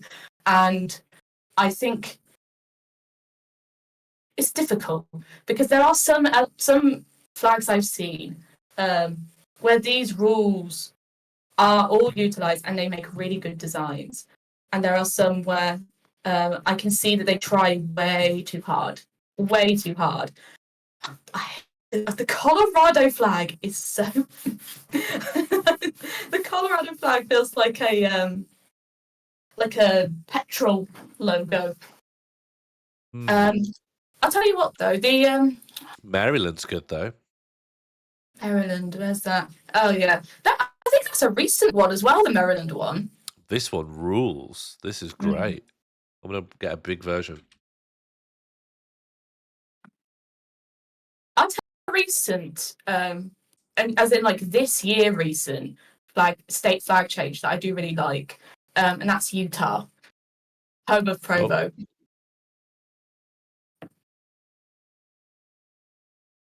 Oh, is it the beehive one? The beehive, yeah. I think it's pretty nice. I think that's a good one where like technically some rules are broken because they're not they're not really utilizing like at least like 3 colors and stuff. I think that rule is probably the most inhibiting rule. The idea that you have to have at most 3 colors. Yeah. Because from doing this, I was trying to think because where I live, Worcester, the county of Worcestershire has a flag, but the city doesn't. And I was wondering there's this thing that's popped around recently of like the Worcester city color palette, and I was curious to see if I could utilize those colors in a way to make like a flag for Worcester. But it's very hard to just stick to 3 because there's I think 6 colors that were used in this color palette. And for a good design, sometimes you need these like little flourishes of like a little lighter color to like add a bit of texture or to add a little bit of like dimension to something. You can't really just stick to plain background, line in one color, line in another color. And as like Mono says, I think US specific, I guess one of the things that is inhibited for America is that they're the land of red, white, and blue. And so I think they feel a bit stuck with that mentality as well. Yeah, they're given to the 3 color rule. Let's just take one last question to Bird.exe asks, what are your top 3 flags of all time? Well, I think I just shared 1 or 2 of them. I'm gonna say part of me was I'm still fighting between Botswana and Estonia because Botswana's more of a childhood favourite and Estonia's kind of more of a current favourite. But it's just those use of colours I really like. Though I think I slightly prefer it in the shape for the Estonian flag, because at least like the Estonian flag, what I love about the design of it is that it's supposed to be like a view of the landscape of Estonia. So it's the blue sky, the black of the trees, and the white of the snow on the ground. Oh, that's so nice. I think, yeah, so I think I like that. I'm gonna lean more towards Estonia. I really like. I mean, it feels silly to say Provo is up there, but that's just because of it being such a it's such a staple in my mind of being just a flag of a different flag, a unique flag for me. And I'd also say that I really like. This is a more recent development. I've really got into I even want to say like in the last couple of weeks from trying to write this up. I really like the flag of Rasaborg in Finland. Ooh. You help me with spelling there. RASEBBORG.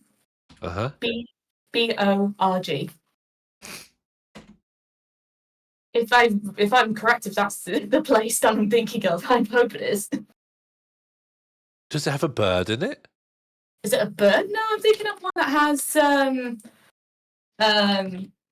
like flowers on it. Oh, could it be this one?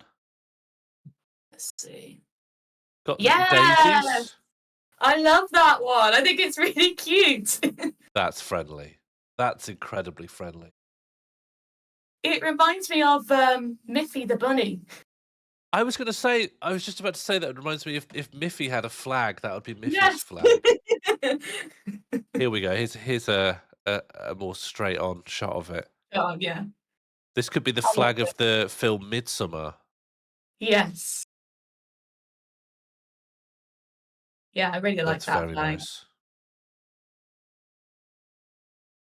And I feel like the shapes on the flowers are like non-uniform, or maybe that's just the curvature of this I think that's fabric. the picture of the flag of the image. Yeah, Um, that's fair. but I like it. That's a good example of like sticking to all of the rules. In some sense, I feel like maybe the green background is a bit much, but it fits with what it's supposed to represent, which is supposed to be just like the general nature of the area. So you have the grass and you have the wildflowers on there. And I believe there's a reason for the number of flowers in the circle, but I can't quite remember what it is as well. Yeah, I just love it. I think it's a beautiful flag. Well, let us know in the chat if you could figure out why there are 10 flowers. For now, that is the conclusion of our third talk of the night on Provo, Utah. Thank you very much for coming and sharing that with us, Josie Thank you Russell. very much. Can we get some TYs, JRs in the chat for thank you, Josie Russell, coming and educating us. Whenever you are ready, Nikki, you are up next. In the meantime, sorry I can't get through everyone's questions. I was trying to begin with, but I realize now that if I continue trying to do that, we will never end the stream. But do keep adding them. I'm looking at them manually and just picking a few out. Sometimes we get a couple of questions on basically the same thing. I do believe. Hello. Can you hear me in your Discord? I can. Shall I bring you up on the screen? Oh no, you've just done something to my screen. Yeah, fine. Oh no, what has happened? Everything's fine, but Okay. you're currently not sending any video, or anything. But when you can, I'll bring that up. It's because I'm a technological idiot. It's absolutely fine. All is well. Here we go. Am I sending a video now? Oh, not at all. No. Right. I think something's coming through now. Yes, here we are. That's me, right? Hello. Hello. Welcome. Welcome to the Morl Society. Hello. How are you? I'm very well. Well, I've been better, but how are you? All right. I'm a little bit concerned about the tech, but that's fine. I feel like it's like the beginning of the pandemic again, and I've forgotten how like a computer works, how you speak to people over one, what a PowerPoint is, all of the above. Well, I can help make it feel like it's the middle of the pandemic by sneezing and coughing quite a lot. That would help, yeah. Much obliged. Oh, good. I've been meaning to clear my throat. I've also got a Lemsip on the go here, so. Are you going to be sharing slides or anything with us? I hope so. But I went to the loo when there was a problem with bird slides, so I don't know how you resolved it, but I feel like I can share. Yeah, you can window? share your screen or your window. Is there any audio or sounds in your presentation? No, it's just me in the Great. Then background. then just share your screen, and then that'll be It's grand. telling me that I am. Yeah, It's I'm just saying clicking through now. Okay.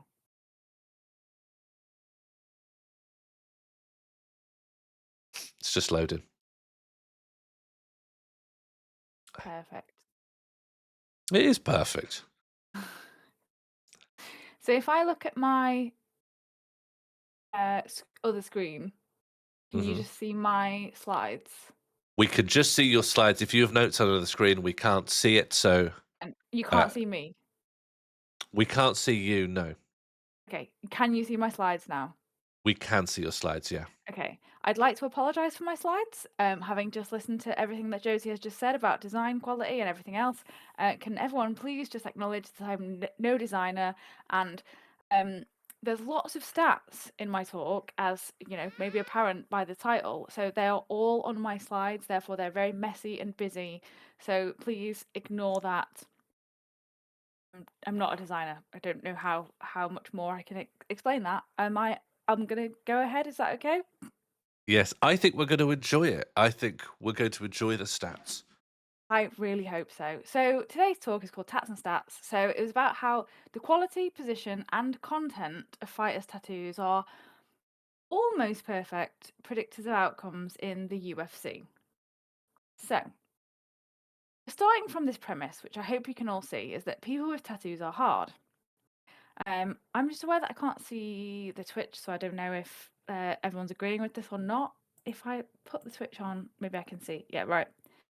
I can see the Twitch now. Yeah, people with tattoos are hard. So I started from this premise, but then I heard Bird's whole talk about objection and realised there's probably actually a whole load of other psychological and philosophical stuff to do with this, because Bird was obviously talking about the constructed and created identity. So I imagine that actually people who construct themselves to be fighters, and that's their entire identity, and they construct their bodies to be absolute fighting weapons, also probably do other things to construct their identities. But I have gone from the premise of basically, if you've got tattoos, you're hard.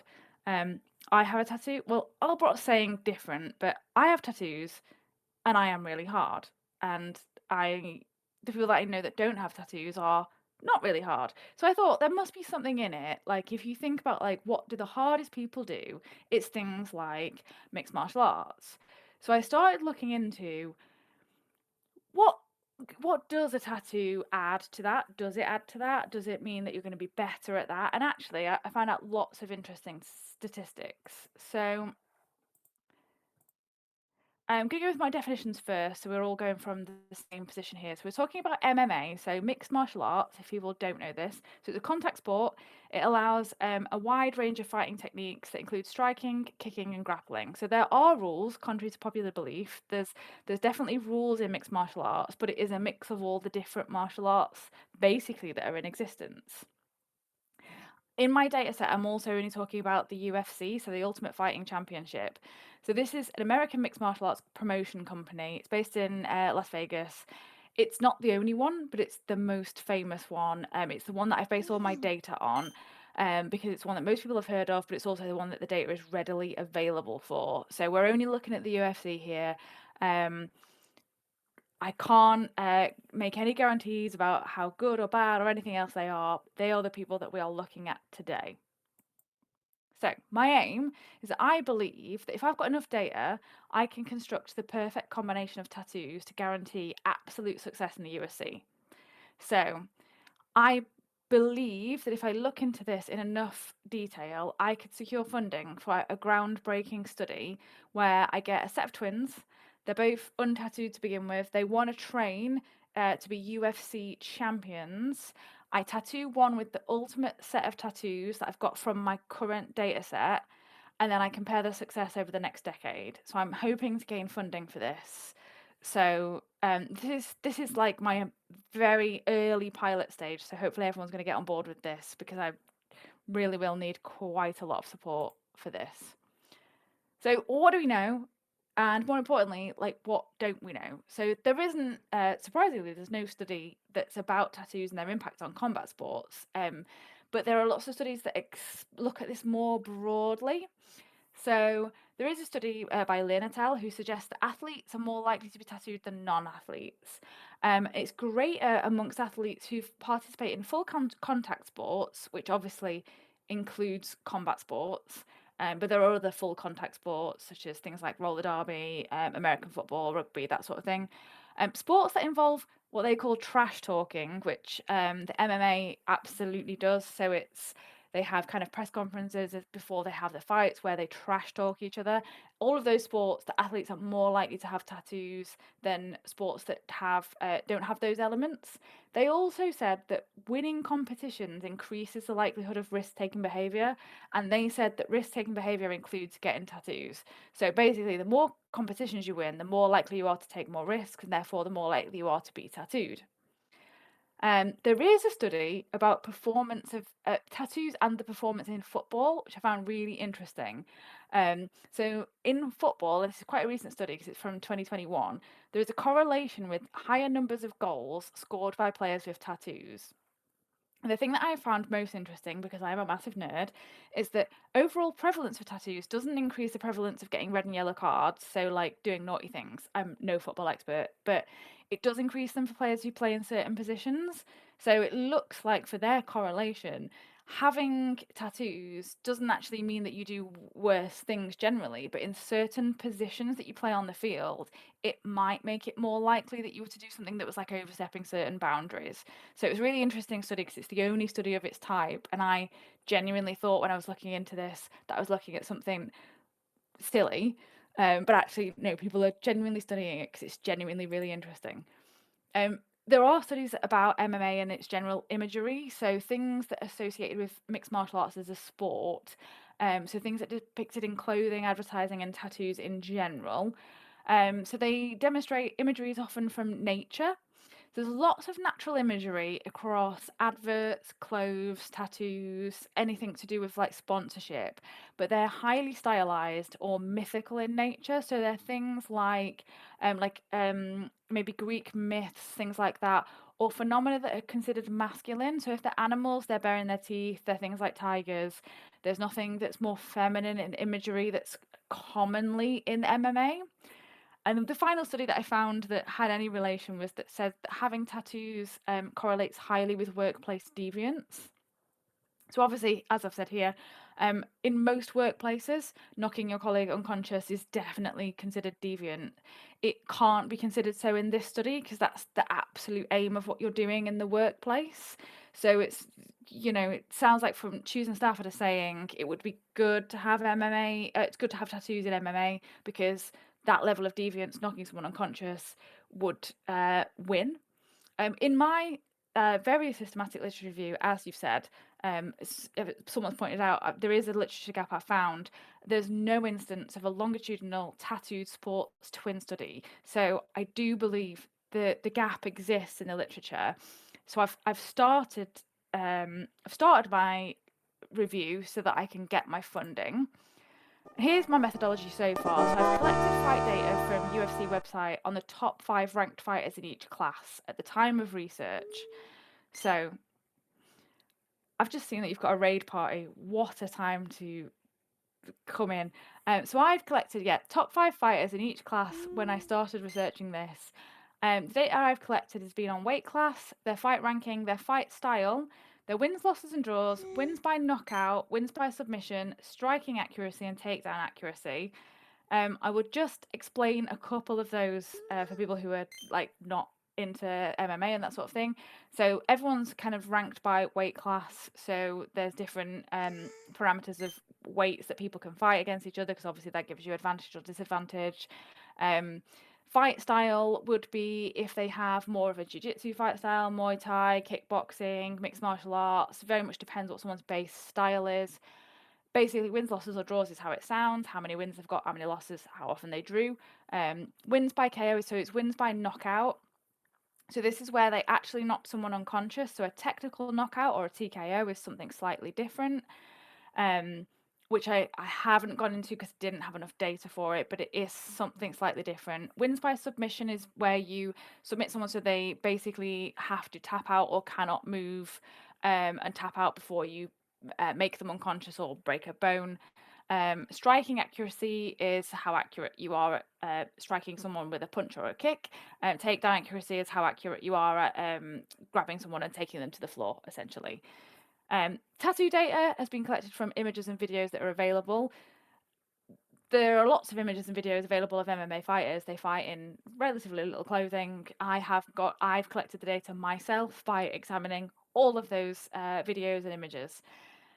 I've collected data on the presence of tattoos, estimated coverage, the quality of tattoos, colour of tattoos, placement, and different types of imagery.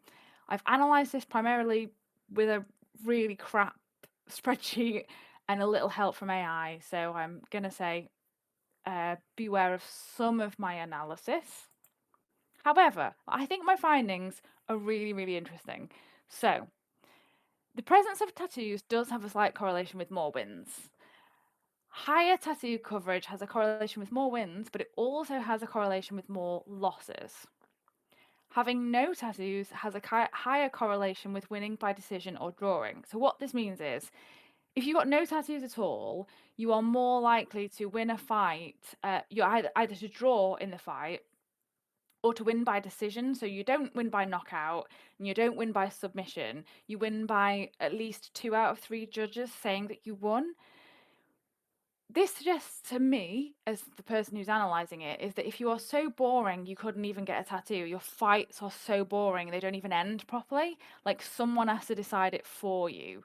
So I've taken this into account when designing my perfect tattoo.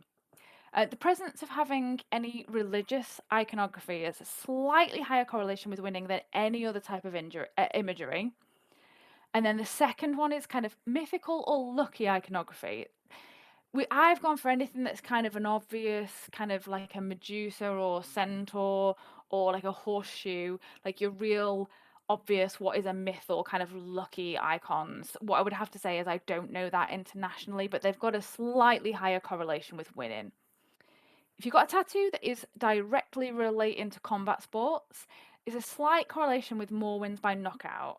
So you might have more wins overall by other means, but if you've got combat sports related tattoos, whether that's like a belt of a different colour, so I've got one here that's like a jiu-jitsu blue belt, if you've got something like a boxing glove, you're more likely to win by knockout. I think Bird has said, are we talking crossovers Islamic art? Anything that I could recognise as religious iconography. So obviously that's very much based on what I understand is religious, which is I'm no religious scholar, but anything that I knew was religious or that the internet told me was religious. Having either only black and white or only colour tattoos seem to have no or very little correlation with wins or losses. Having a mixture of both is slightly correlated with wins. So you're kind of better off having a mixture of both black and white and coloured tattoos. Placement appears to have very little correlation with overall performance. However, there's a slight positive correlation between having a left calf tattoo and losing. Chest tattoos have a slight correlation, with higher striking accuracy. So if you've got a tattoo across your chest, you might not win, but your striking is likely to be more accuracy. Whereas a right thigh tattoo, lower striking accuracy. Higher quality tattoos have a higher correlation with losses. Fighters who've got a preference for jiu-jitsu or Muay Thai, as opposed to because there's so many different fight styles across MMA, but those 2 fight styles where they have a preference, so they'll all have many, but if you have a preference for jiu-jitsu or Muay Thai, you're more likely to have text-related tattoos. Kickboxing fighters favour religious iconography. Higher quality tattoos and more coverage have a positive correlation with takedown accuracy, so you're more likely to take someone off their feet and down to the ground if you've got more tattoos and they're of better quality. If you've got combat sport related imagery, you're more likely to have good striking accuracy, whereas mythical or lucky imagery has a negative correlation with striking accuracy. So if you think back to my previous slide, they're both correlated with wins, but they're both likely to be they're going to win in different ways. Combat sports are going to be more strikers. Mythical, they're going to be more maybe they're grapplers or another type of sports. The only division where tattoo presence and quality have the complete opposite effect in my data set was bantamweight. They appear to have the exact opposite effect to everything else that I've found so far. So the implications for my twin tattoo study is I want to ensure more wins. They can't be bantamweight. They need their own whole subset of data. They should have tattoos. They should have a lot of tattoos. They should have a mixture of colour and black and white. Have at least one on the chest, but none on the left calf. They should have some religious iconography of any religion. It doesn't seem to matter which religion it is. They should also have poor quality tattoos. That's just to win. One of the things I hadn't decided is how I want them to win. So if they want to win more often by knockout, they should have some more combat sport related imagery. If they want to win more often by submission, they should avoid combat sport imagery, but they should have mythical or luck related imagery. Oracle twins so that I can see which one does better. So I get a non-tattooed twin and a tattooed twin, and then I see which one does better in my study, because otherwise I wouldn't be basing it on anything. Like, this is not a frivolous study. Obviously, I've run my own data through the machine. So based on my own data, I should have more wins than average, but also more losses. I'm more likely to win by knockout than submission based on my tattoos. However, I was the only person in my entire data set that has both increased and decreased striking accuracy. So interesting. My most likely fighting style is mixed martial arts. That sounds a bit bizarre because it's all about mixed martial arts, but I don't have it. Looks tattoo based wise. I don't have a style such as Muay Thai or Jiu-Jitsu or anything else. When I plugged in everyone's data set based on tattoo data alone, because there is no UFC data held on me, my most similar fighter is Tom Aspinall. So I should be the person to fight Tom Aspinall at the minute.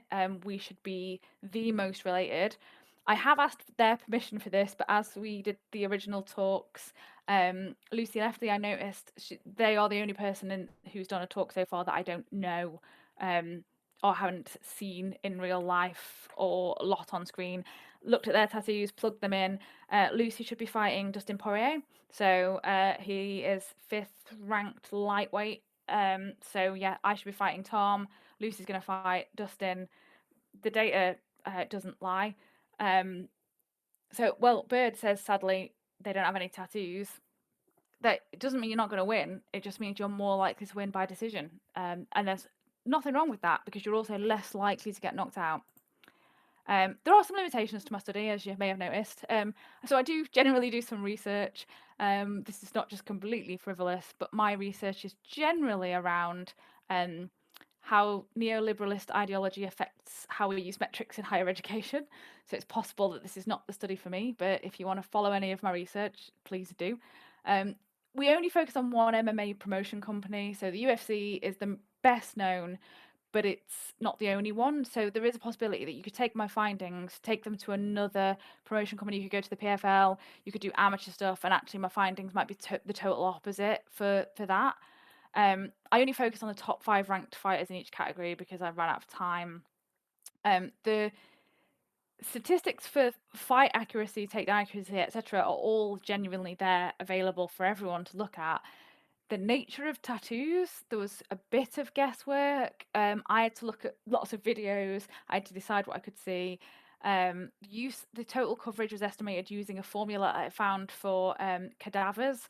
It's unpiloted, and I had to do it based on what I thought, essentially. And the measurements of quality were all defined by me. But I would say I have excellent taste, so I do believe that they are true.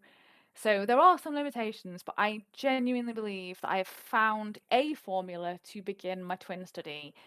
If anyone would like to put money forward to it, or petition their MPs or their local kind of universities to put together this study, I'm available, basically, is what I'm saying. And if you want to look at any references, I've done my work.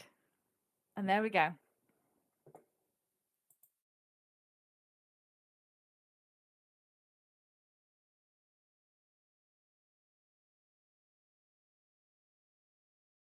That was incredible. That was data. Shall I stop sharing a thing? Can you just see me now? Yeah, it's just you now. Perfect. It was That data. was data. That was data and a half. How long do you estimate all that took to do? I think you fell down a big rabbit hole here. We fell down a big rabbit hole. I don't know. Like a few hours. I'm avoiding other things, of course. Uh-huh. That's what I'm doing. But yeah, you know, I mean, this is not news to this general audience. Once you fall down a rabbit hole, you fall down a rabbit hole, don't you? Mm-hmm. Yep, that's where you are. Like, yep, got very into it. So, apologies if you covered this in your talk, but when you talked about tattoo quality, what are your preferences when it comes to a tattoo? What's like a bog standard good tattoo, and what's just an out and out bad tattoo in your books? So they wasn't what was a good or wasn't what I like in terms of certainly in terms of imagery, because obviously a lot of it, like I said, was like religious and those sorts of things. So I didn't like downvote things because they were religious and I didn't like that or anything like that. It was like if they one of the things sometimes you can tell that it's a genuinely bad quality tattoo because the ink will bleed. So you can see that it's all really blurred. Sometimes that's because it's older, but obviously generally UFC fighters, they're not old people. They're athletes in the prime of their life. They're all younger than me. So I can kind of like set that against it. Some of them were just like very bad choices. So one of the things, Diego Lopez, I would say, has the worst tattoos in the UFC. And I feel really mean saying that, but he's got a big chest piece that says, believe and make it happen. It's just, it's like the live, laugh, love of tattoos. I feel awful for it because when you read into his story, it's all about like how that like he had a difficult life and then the MMA helped him and that. So I feel awful for saying that's bad quality, but to look at it's bad quality. That's the sort of thing that I was basing it on. Like a good piece of art that you would hang on your wall, but then was also on someone's skin, then I'd said that was good quality and just something you could see was like, you know, some like, look like prison tattoos. Probably are prison tattoos, or you know, like your mate did it. You know, there's when I fell down the rabbit hole and I realized obviously because it was incredibly frivolous to begin with, then I started looking into actually a lot of it. When I started looking into it, I was like, actually, a lot of this goes into far more philosophical realms than perhaps it ought to. But you know, it does. We're human beings, and we do these things. And like Bird was talking about, we construct ourselves, and these people have chosen to do this. Yes. Bread.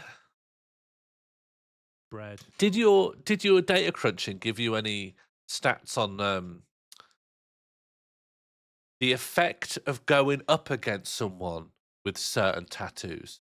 Like if you go up against someone and they've got a massive horse full body tattoo, is that equally going to like lower your win rate against them? Or if someone, you know, presumably if someone comes out and they've got a tattoo and it says "fuck you" and then underneath your full name, you just don't have a chance. Then the tattoo's destroyed you psychologically. No, because I didn't look at it from that side. It's a very interesting question because also there's there has been, if anyone follows kind of MMA news, there's been a lot of stuff recently about John Jones, who's the current heavyweight champion, is kind of supposed to have a fight against Tom Aspinall, and there's lots of things about Tom Aspinall's really got under his skin because there is all that trash talking thing. And a few people have said all that it needs is someone to have a tattoo of basically Tom Aspinall's face on them, and it would put him off, which it probably would. I mean, it'd put anyone off coming into the ring and seeing someone else's face tattooed on you. But no, I didn't look at the effect of another person's tattoo. But that would be again, I'd have to have some more twins. In fact, I'm gonna have to have so many twins for this study. And I don't really know the first thing about MMA. So are we looking at people across the world? Or is Yes, it so okay? it's entirely international. It's a very strangely ranked sport, partly because it is unfortunately, it's just a real capitalist ideal of a sport is that it's ranked in its own very strange way. So it's not ranked by country or anything. It is just the the fighter themselves. So the people in my data set, there's a lot of Americans, a lot of kind of people from, my geography's really bad, but kind of Muslim countries around the world, and then quite a bunch of English fighters, a few Chinese fighters. There's no kind of countries against countries, it's individuals against individuals, but there are obviously places across the world where it's much more prevalent. I'm guessing there are countries across the world where it's completely unknown, so you would never get to that point. Excuse me. And is there like a correlation in it with which kinds of people tend to get tattoos? Like, are certain nationalities more likely to be tattooed, or like, is this more like of a working class thing versus like a rich guy fighter thing? Is there a So correlation of who gets tattoos? yes, there probably is. And when I started looking into my data set deeper, so I think one of the problems where in my data set it says that bantamweight is the exception. I think what's actually happened is, because my data set is so small, one of the things that you really can't take out. So a lot of the fighters are from places like Dagestan, so there's a lot of Orthodox Muslim fighters who Yeah, are forbidden from having any tattoos. So that's going to yeah. massively impact on your rest of your data set, because also not only do they not have tattoos, but they also have more specific fight styles. So if there are cultural places where that sector of society is less likely to have tattoos, but they're also, say, this is not exact, but say like Muay Thai was really common in one country and they didn't Yeah. have tattoos, obviously it's going to skew the rest of the data. Yes, tattoos are more common among kind of more socioeconomic deprived areas. Combat sports are also more common among those areas. Tattoos are more common amongst lighter skinned people just because of the way that they show up, and also darker skinned people are more likely to have keloid scarring, so that can also have an impact on it. People who take more risks generally have things more like tattoos. So if you're going to do combat sports, you're more likely to take risks. So there's lots of correlation in those areas before you even start looking at who's in your data set there. You could just go forever on this stuff, right? This is an endless burrow of potential research. Okay, let's see what questions the chat have for you.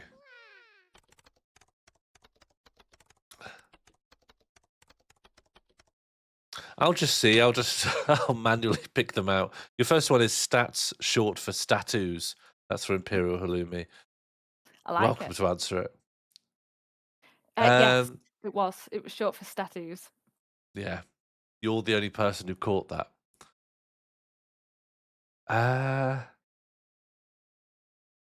Sports players and fans are often superstitious. Does this factor into your research in terms of tattoos?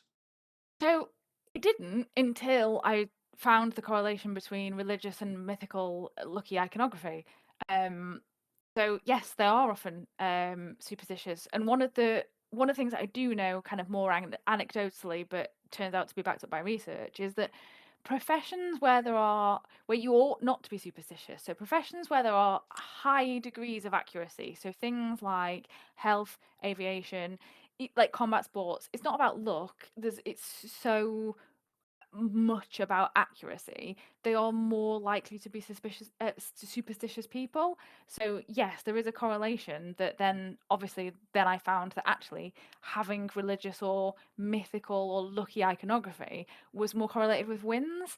And I suspect the correlation is because more people have them and my data set was small. But I think, yeah, it's a very religious and superstitious bunch of people. Even sports people, and even feels like it should be absolutely not superstitious. Like you should only be basing it on you and what you can do, but it's not. I think everyone feels like they could do with a little extra help. Lee Kennedy asks, how young do you intend to tattoo the tattooed twin? So I'm going to be legal in Britain because that is where I live. So they've got to be 18. So Okay, but youngest is legally possible. Yes, it does make it Yeah. difficult because ideally you'd want them to have no training before I start tattooing them, but 18's quite old to start training if you want to They'd have have an had a few athletic fights. career. Yeah. Yeah. Um, Albrot has asked, I have a black and white tat of a rotary telephone on my left upper arm. Who do I fight and do I win? Can I come back to Albert on that? Yeah, sure. Imperial Halloumi has asked, can a tattoo be punched off? In my data search, it hasn't happened yet. Yeah. I would say also as a healthcare professional, I wouldn't rule it out. Yeah. Because people could, there can be a lot of wounds on the flesh. Maybe the ink won't survive. I mean, they do. I mean, yes, ink does absolutely migrate, and it is potentially possible to get a tattoo until it was unrecognizable. So I suppose in that respect, it's technically possible to punch a tattoo off. A good Pete asks, which fighter do you think has the creepiest tattoo? And is it Anthony Pettis? I can't picture him off the top of my head. Let's look at it.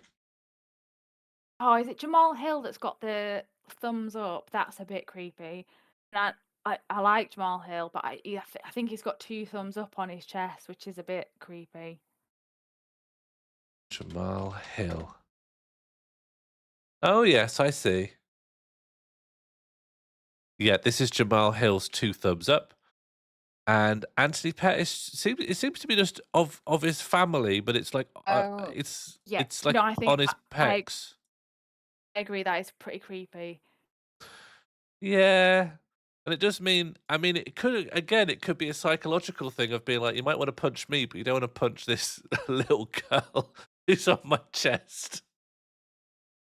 Like it's to psych out your enemies. I'm not a fan of a portrait tattoo, and like I said, I didn't take this into when I was looking at quality. I did try to take out as much as possible of personal taste. I'm not a fan of the portrait tattoo. I think it never looks as good as the person, does it? Yeah. And It could be a contender for creepiest. Yeah, and there's a lot of opportunity for it just to go extremely wrong. Yeah. Like even a good portrait tattoo, it always looks, the curvature of the body just means it looks a little off, looks a little alien, looks a little melty.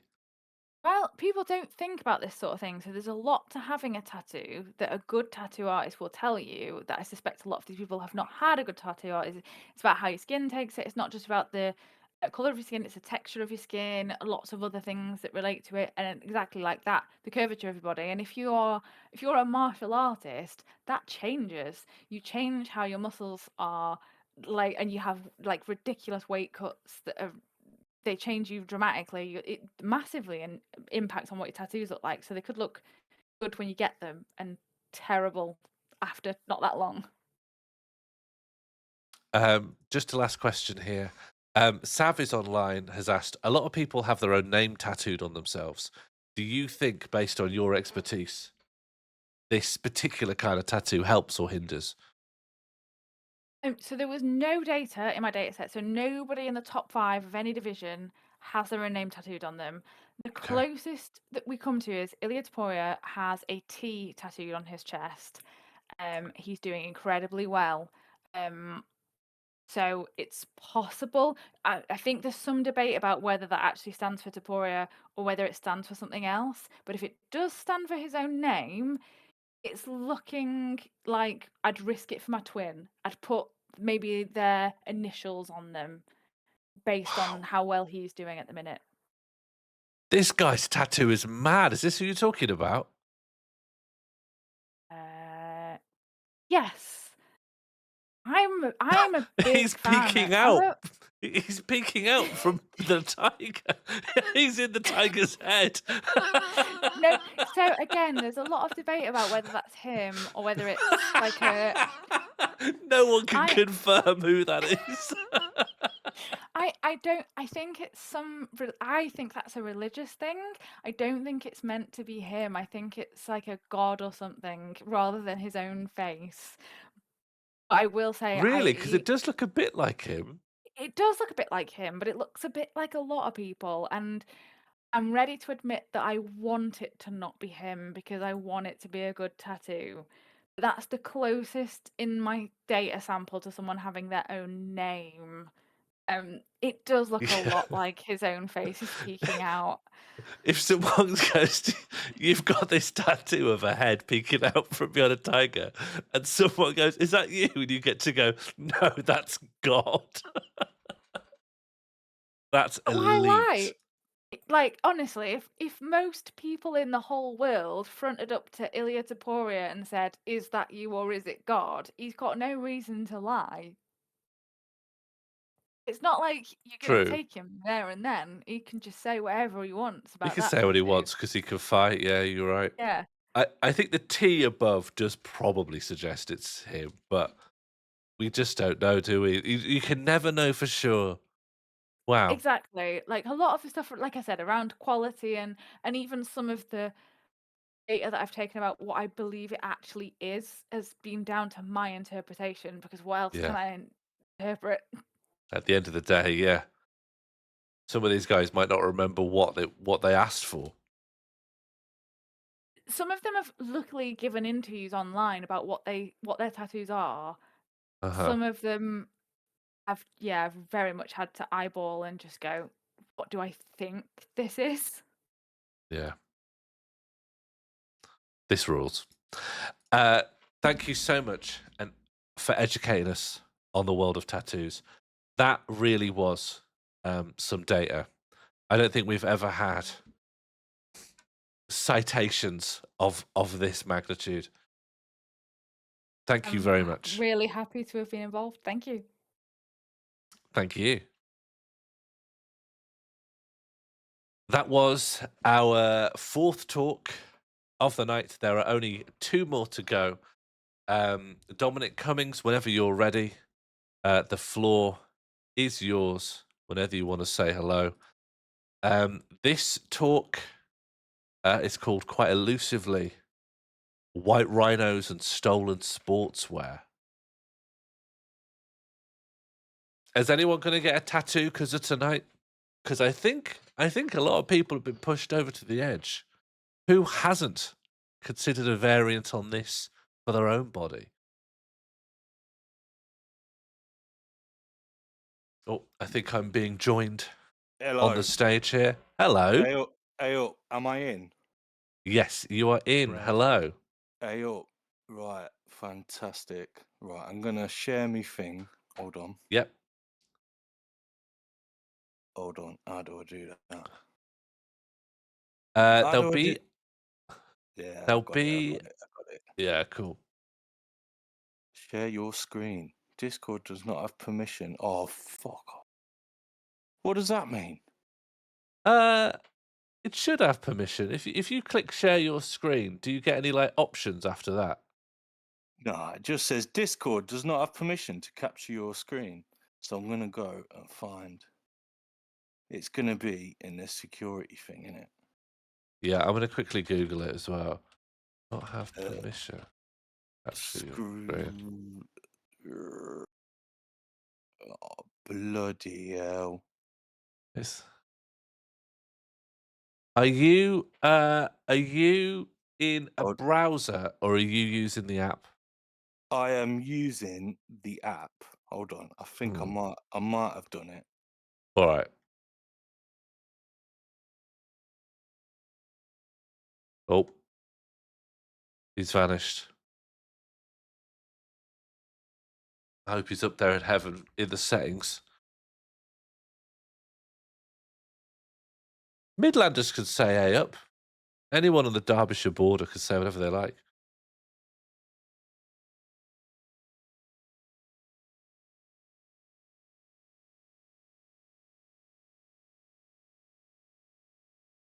Should have asked whether it benefits a wrestling career. I think wrestling's a whole different kettle of fish. But I think there's a lot of tattoos. Everyone I've ever met who's involved in wrestling was actually quite weird.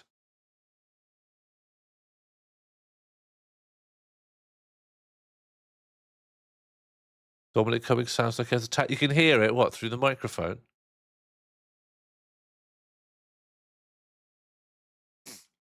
Well, I think he'll be back. Just going to delete all these tattoo questions. Thank you for all your enthusiastic questioning, by the way. Sorry, I have to delete them all.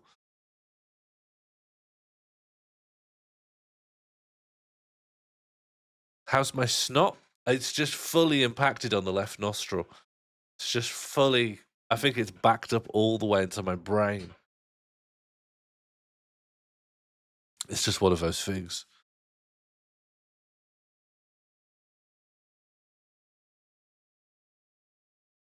But it's good for you, isn't it, snot? Oh, yeah, and I have been. I have been blowing my nose off screen, don't worry. I'm keeping things nice and sanitary here in the desk area. Hello, Daskito, how are you? Usually it's the inflammation that bugs you. Did you know that nostrils are two independent devices that operate alternately? Someone told me that. Someone told me you never breathe through both nostrils at once. But it just sounded like superstition.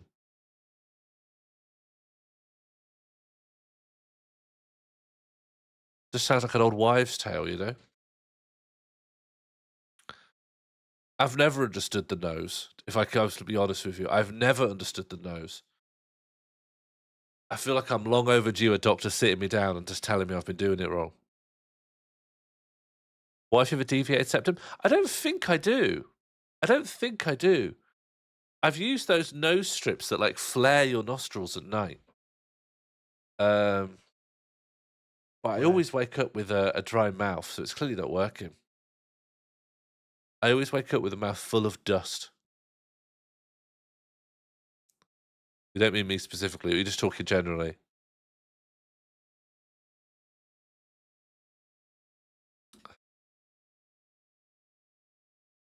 Am I back? Am I back? Yeah, you're back. Welcome back. Right. So if I do that, go live. Oh, we got something? Have we got a full screen thing?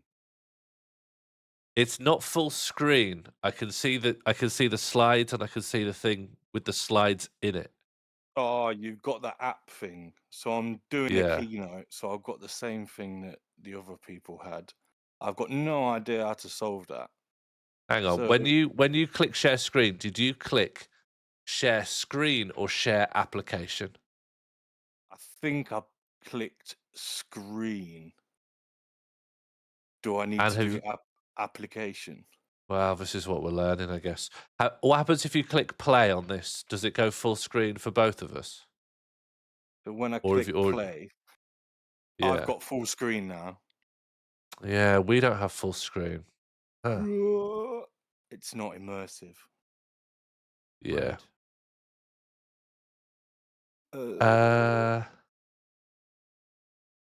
Hold on. If I stop streaming, then go share your screen. Yeah, I feel applications, screens, entire screen.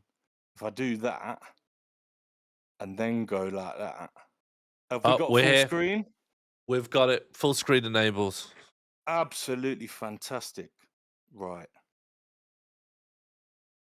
I'm absolutely ready. Yep, cool. We can see your slides. We can hear you fine. Yep, the floor is yours. Enjoy.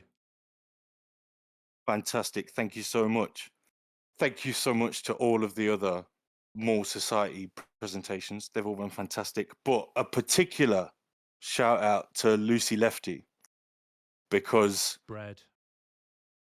that's the first Morl Society presentation that has also dipped its toe into the Derby stratosphere, because Robert Lindsay is from Ilkeston.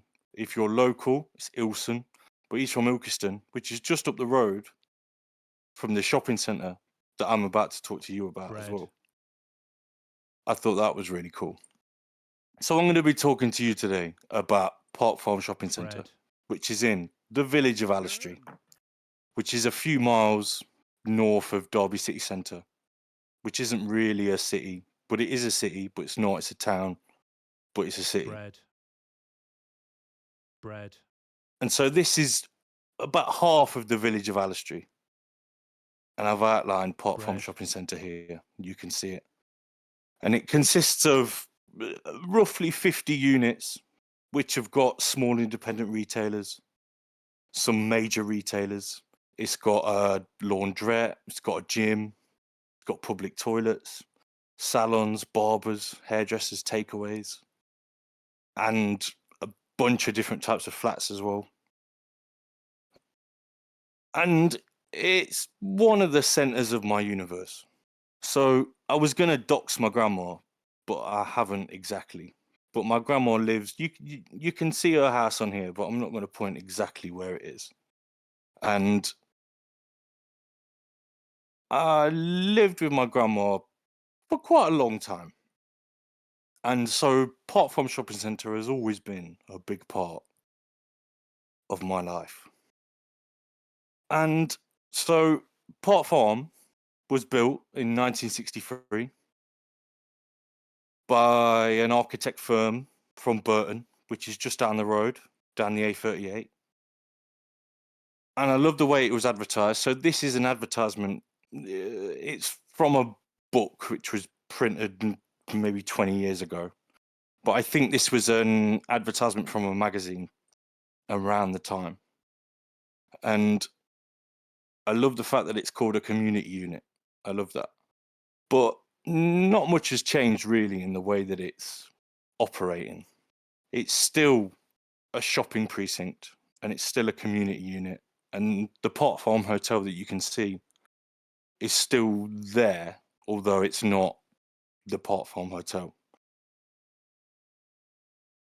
So I think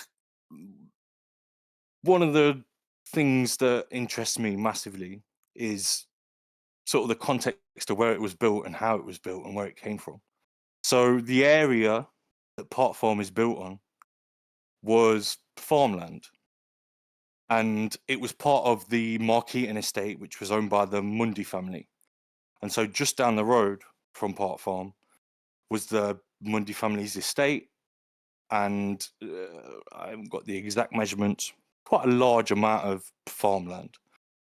And so this photo, I had to, there's not a lot written, documented about Pot Farm. There's quite a lot about Alistry. I don't want to get too much into Alistry. That's for another Morl society. But there's not a lot documented about Pot Farm at all, despite it being a fixture of the community for over 50 years. But this is one of the only photos that I've been able to get hold of the last remaining remnants of what was the farm before the Pot Farm Shopping Centre got built. And so this was the Lomas farm, right? And roughly around 1950, this photo was taken. I'm not quite sure. The bloke that I got it off remembers playing in the derelict buildings sometime around the 50s. But the Mundy family, they sold that bit of the farm maybe 200 years before this. But there's no documentation at all about sort of what happened. And so this is the Mundy family's ancestral home. This is Markeaton Hall. And the hill that you can see behind it is where Pot Farm would be. All right. So this is 1830, done by Laura Mundy, one of the Mundy family. But there's very little written about Park Farm. There's loads about Alistry. There's hundreds of books written about Alistry Village, and I own a lot of them. But there's very little about Park Farm, and I'll get into a little bit of the reasons why that is later. So this is the only remnants on the Park Farm Shopping Centre site of the farm. So these are the gateposts, and people love these gateposts. So these are between, so you've got the shopping centre, and then towards the back of the shopping centre, you've got Lawn Primary School, which is where I went to primary school. But this is the only remnants of it. I don't know whether this is actually the fence posts that were in the farm or not, but that's what people say, and they're quite highly regarded. People love them. And so I don't want to get too much into Alistry, right? But so Alistry Village, which is a little bit off to the left of this photo that you can't see, there's loads and loads of books written about it. And the main thing that people always repeat about Alistry is it was written in the Doomsday Book, which it is. But when you actually look at what was written about this bit of land in the Doomsday Book, it was suffixed with wasteland, right? It was nothing.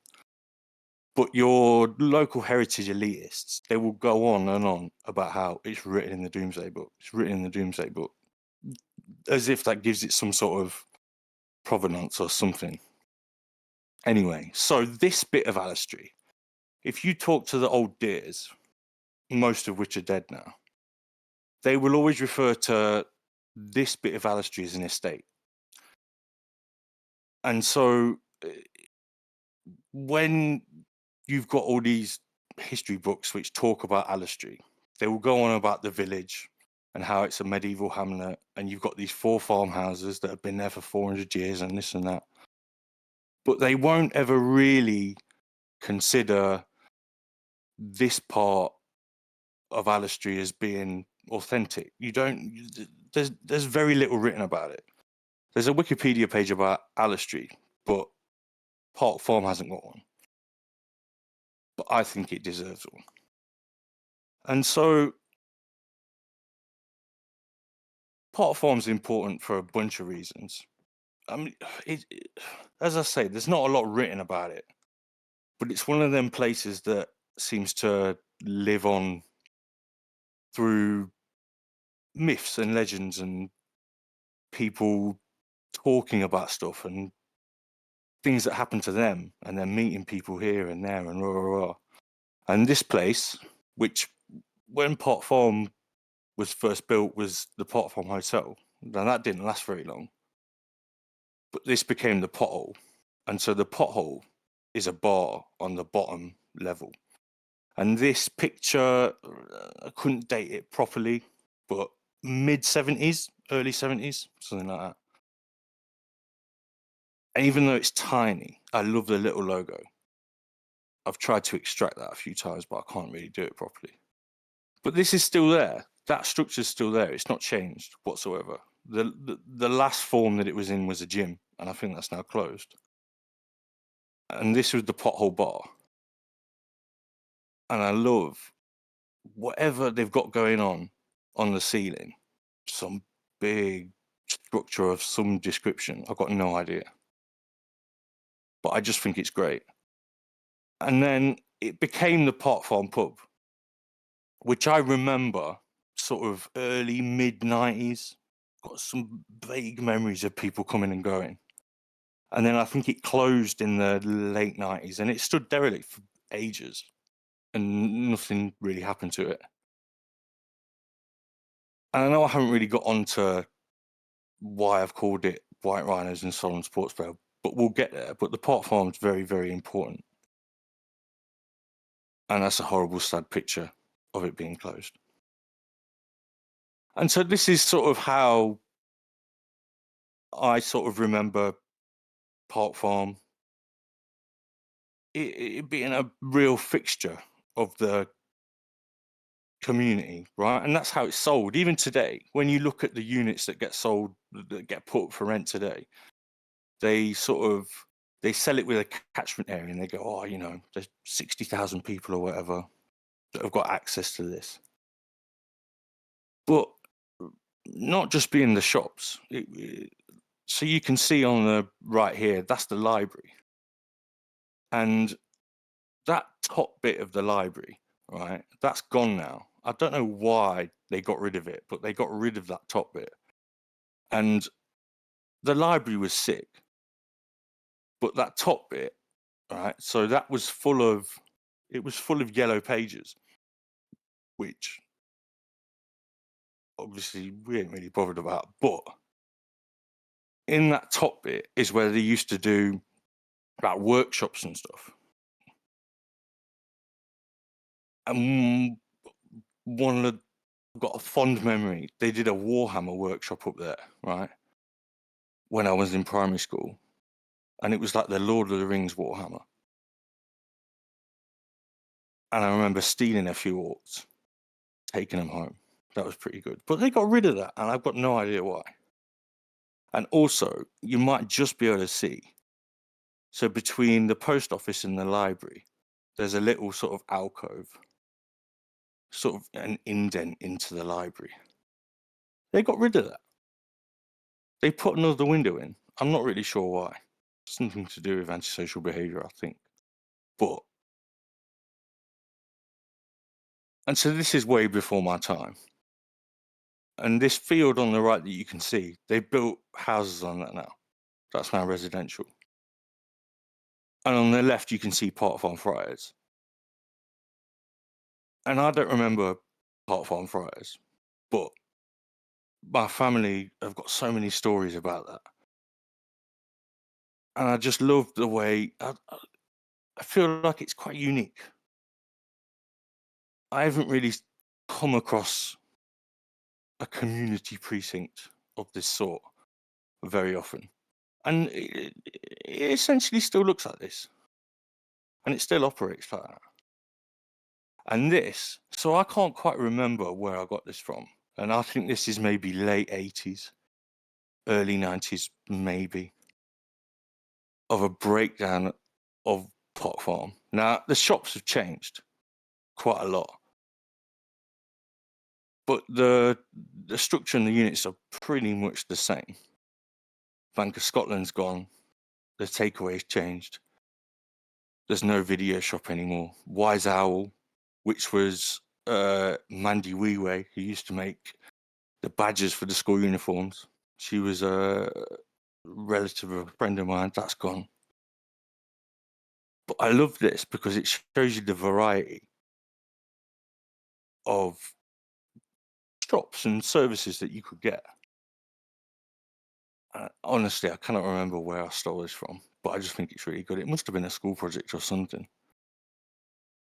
But nothing's been knocked down. Nothing's been, it's not really changed other than the shops have got a bit more uniform. We've got about 3 barbers now, and there's no newsagents, etc., etc. But I thought that was really good.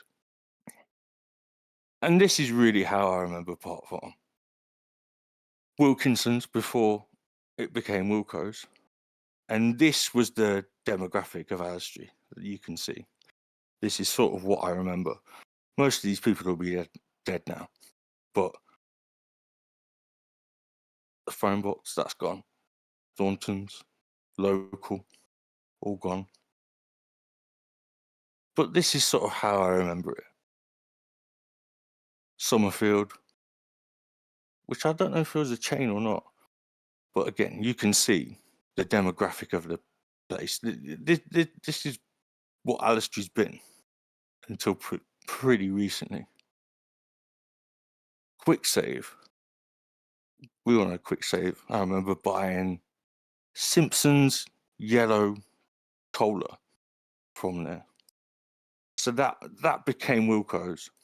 And then obviously Wilco's went through whatever it went through recently, and that's now B&M. My granddad hates B&M because the stuff changes on the shelves all the time, and he can't deal with it. So these are the White Rhinos. So the White Rhinos were, I'm apprehensive to call them a gang, but I've got a few strong memories from growing up. And my mum has got this crate of photos, right? Physical photos. And there is one specific photo that I remember that I tried to dig out. I tried to get it, couldn't find it. She couldn't get it. Of white rhinos, which had been graffitied on a bus stop. Not at Park Farm, but round the corner at a rival sort of shopping arcade called Blend Parade, and white rhinos had been scrawled on a bus stop, and it always stuck in my head. But I was given this photo in good authority that these are the original white rhinos, right? And I don't know if they called themselves a gang or what. And then, you know, in no sort of maybe traditional sense of a gang.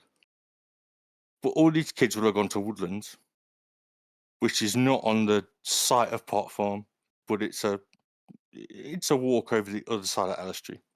I went to Woodlands, my mum went to Woodlands, etc., etc. But these, I'm told, these are the original white rhinos. And in the process of building this presentation, I spoke to my mum. And anyway, I got this random phone call off my mum a couple of weeks ago. She goes, "You're never going to believe this. You're never going to believe this." And so I don't really know my dad, but my mum rings me and she goes, "Miles was there." Miles being my dad, I don't really know, but Miles was there when they signed the agreement. So the White Rhinos formed in the Park Farm Hotel, and they signed a Pledge of Allegiance. And although apparently my dad wasn't part of the White Rhinos, but he was there. He was there and he saw it happen. And he saw the White Rhinos being formed. Now, the White Rhinos did not do anything of any significance that I can really talk about. But for some reason, they've always stuck in my head. From being a teenager, my parents going through this box of photos, they've stuck in my head. But the White Rhinos, I think, they started a lineage of Park Farm collectives. So what you had following the White Rhinos was the Park Farm Mafia. Now, the Park Farm Mafia they're shrouded in mystery. The Park Farm Mafia, they were headed up by a guy called Doug. And Doug was hard as fuck. You didn't fuck with Doug. But when I've done a little bit of digging, Doug seems to have disappeared completely. No one knows what happened to Doug. But Doug and the Park Farm Mafia, they used to assemble on the front of Park Farm, where the library is. And they used to run it. Park Farm was theirs. And then Doug disappeared, and there wasn't really any sort of authority on Park Farm for quite a while. And then you got Too Cool, which is definitely named after the wrestling, double. But instead of Too Cool, it's Too Cool. And that was Tom Ball and Mark Sanson. And they were skaters, essentially. Which, you sort of Park Farm Mafia, they weren't really robbing shit. But they thought they were quite hard. Too Cool, they were a little bit more chill. But you could only ever have two people in Too Cool. And there was quite a lot of people who wanted to be in Too Cool. But you couldn't be in Too Cool because there's only two of them.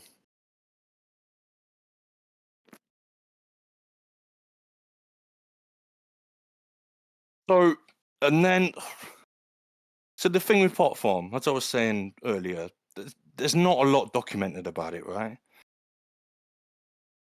Its importance seems to remain in word of mouth, mythology, and people's stories about it, and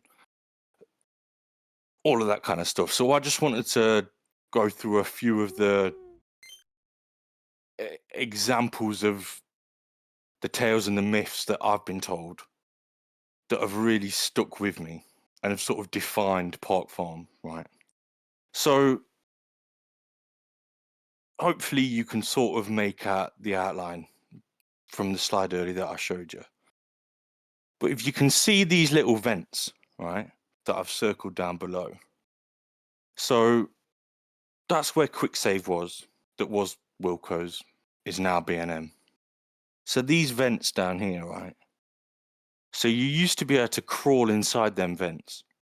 They've now sort of blocked them up with sort of like a mesh, like a grid, and you can't get in there. But you used to be able to crawl in them vents, and you used to be able to make your way across. So you went down into the sort of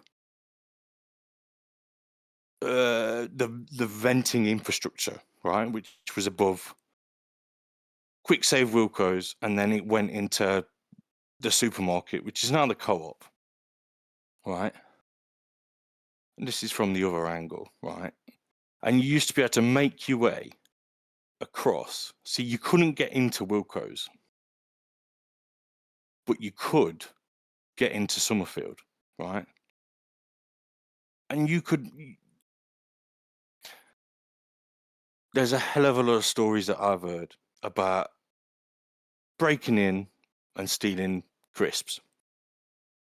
Of all the things that you could have stolen, crisps was a big one, but you could make your way through. Now, you can't do that anymore. But I just love whoever worked that out, whoever decided that they were going to crawl inside a vent and work their way through. I think that's incredible.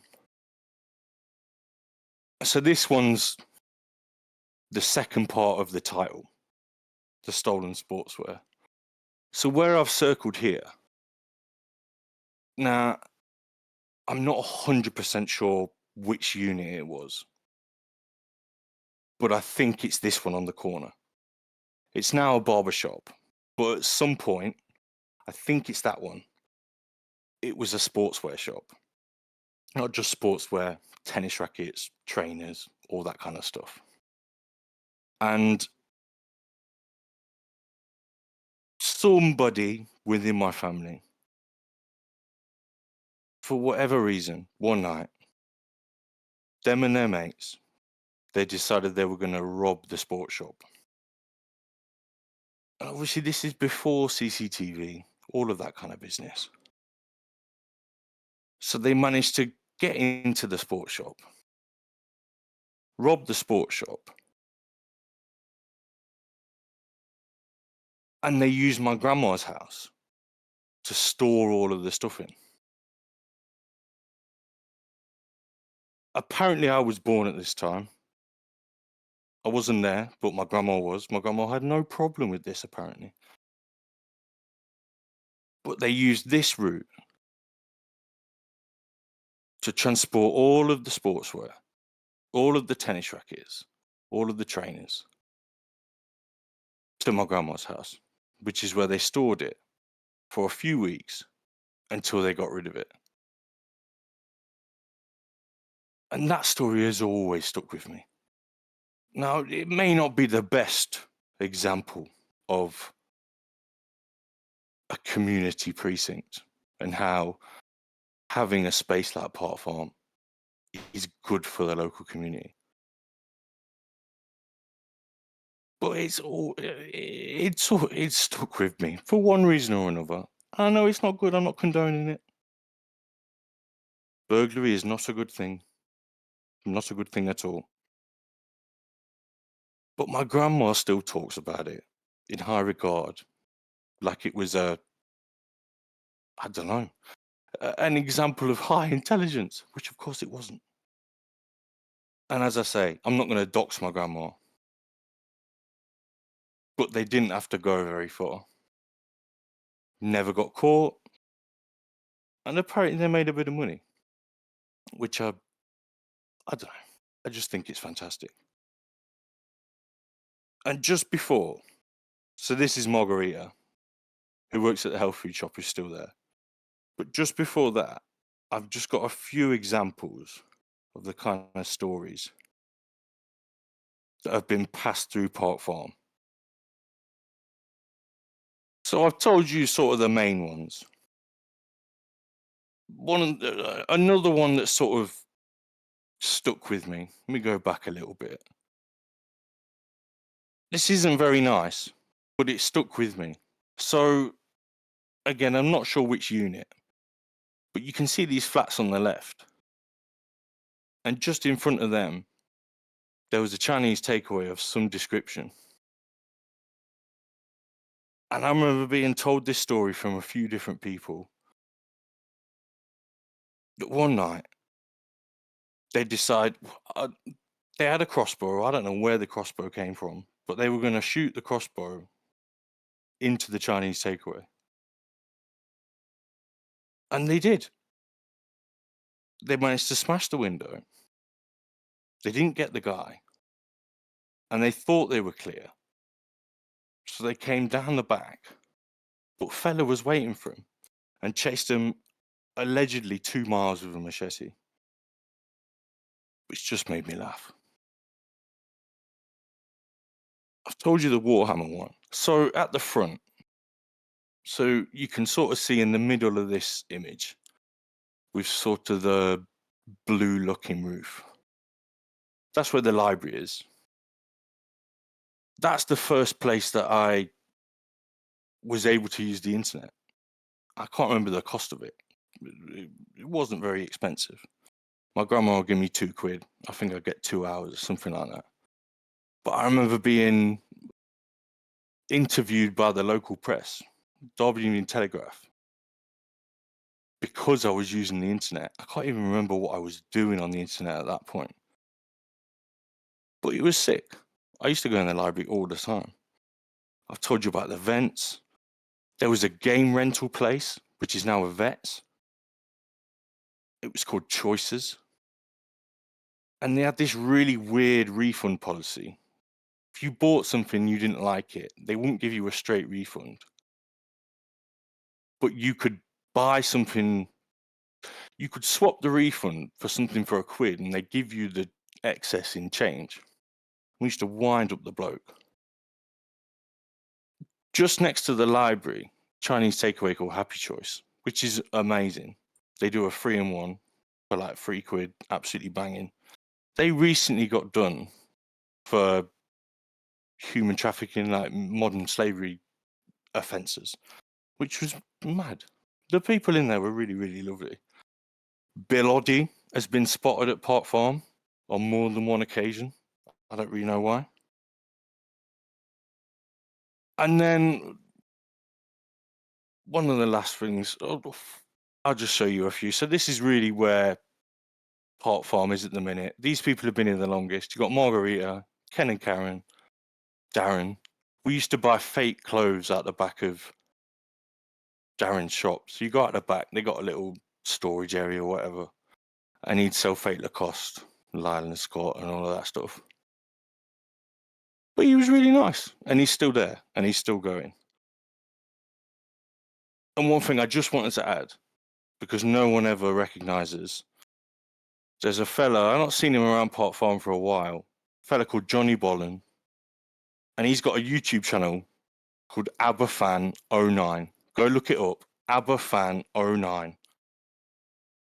And he does covers of ABBA on a keyboard, right? But he also uploads ABBA content and all this. But he's got like 10,000 subscribers, and he's uploaded a video of the Carpenters that's got 3 million views. I've not seen him in a while, but Johnny Bollen, Park Farm legend. And just to finish off, which I think is great, following on from our last presentation, I have no tattoos whatsoever. But the first tattoo I'm going to get, I'm convinced, is this logo of Park Farm, which was mid to late 90s into the mid 2000s. They've changed it now. It's boring now. I'm going to get this tattoo. I'm going to get this Park Farm logo tattooed on my chest. I'm convinced of it. That's going to be my first tattoo.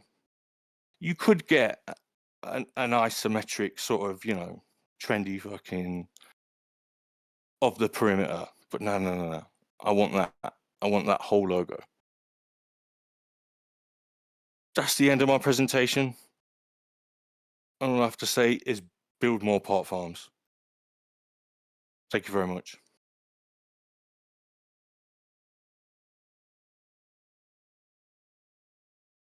That ruled.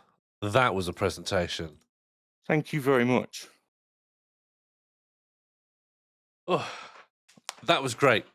How many people here grew up near a shopping precinct? Because I definitely did in Birmingham, called the Swan, and it reminded me a lot of that. Oh. I have to ask, did you ever go in the vent? No, I never got in the vent. By the time that I'd been told this tale, the vents were closed up. Right. So, a lot of what you're talking about is just history before your time. Yeah, pretty much. Yeah. My mum used to have these parties, and it would be with all. She went to the local school, all her mates went to the local school, and they'd be talking about all of this random stuff that they used to get up to, which is where I learned about the white rhinos. Yeah. And that lineage of the shopping centre gangs, is that all before your time? Were you ever out and about concurrent with one of these gangs? Did you ever? So I remember. So the white rhinos, absolutely not. Yeah. Have you got my camera, by the way? No, you're not sent. I thought you chosen not to send one through. Oh no, I You're had. not. You're not transmitting webcam at present. Oh, hold on. That's because I've not done that. Like that. There we go. Oh, beautiful. So, white rhinos way before my time. But the Park Farm Mafia, I definitely remember. Okay. Because Doug, he was maybe 2-3 years ahead of me in school. But Doug was a wrong one. Yeah. And he ran Park Farm at that time. And I was fairly young at this time, so you didn't really hang about. But then the next iteration, Too Cool, which wasn't really, they were more skaters than anything else. But yeah, I used to sort of hang about with them a little bit. But there wasn't really any violence. There wasn't any sort of territorial, nothing like that really. But I just like how there's always been a group of people who've said, yeah, this is ours. Park Farm is ours. I really like that. That's good. And even if it's in one decade, it might be actual criminals, and then another decade, it's just a couple of lads who are just graffitiing it and have some skateboards, and it's just theirs now. Yeah, literally that. Yeah, and then there was another group which wasn't specifically associated with Park Farm, but you had the true Alistry boys. You had TAB, and then there was an offshoot of them, which was the YTAB, and I was a part of the YTAB. And it's sort of that they branched into Park Farm, but it wasn't really their territory because it was full of skaters, But I just like the allegiance. I like the sort of, that's mine, that's mine. Yeah, but your real heart's with Park Farm. Too much. I've been hearing that too much has already been written about Alistry. It's Park Farm that's underserved by the historical community. Oh yeah, absolutely, 100%. I must have 50 books on Alistry, the village of Alistry, and all of this, but no one talks about Park Farm. Yeah. But pot farms incredibly important. The thing is, I think there would have been a contingent of people who appreciated pot farm and loved it and could talk about it and what happened and how it's developed. But I think they're all dead now. Yeah. I think I'm one of the only people probably alive that will wear Park Farm on my sleeve as like a center of the universe sort of thing. Especially when you got that tat. I'm gonna get it. I'm gonna get it right on my chest. Right on my chest Yeah? here. I'm gonna get the PF. I'm gonna do it. I hear that will help improve your striking accuracy. Well, I hope so. I hope so. When I have to defend Park Farm from Yeah. aliens. When you become the White Rhino. Do you know what? That is one thing that I forgot to put in my presentation. Jean-Claude Van Damme filmed a scene for a low-budget film at Park Farm about aliens. Wow. Okay. That's history.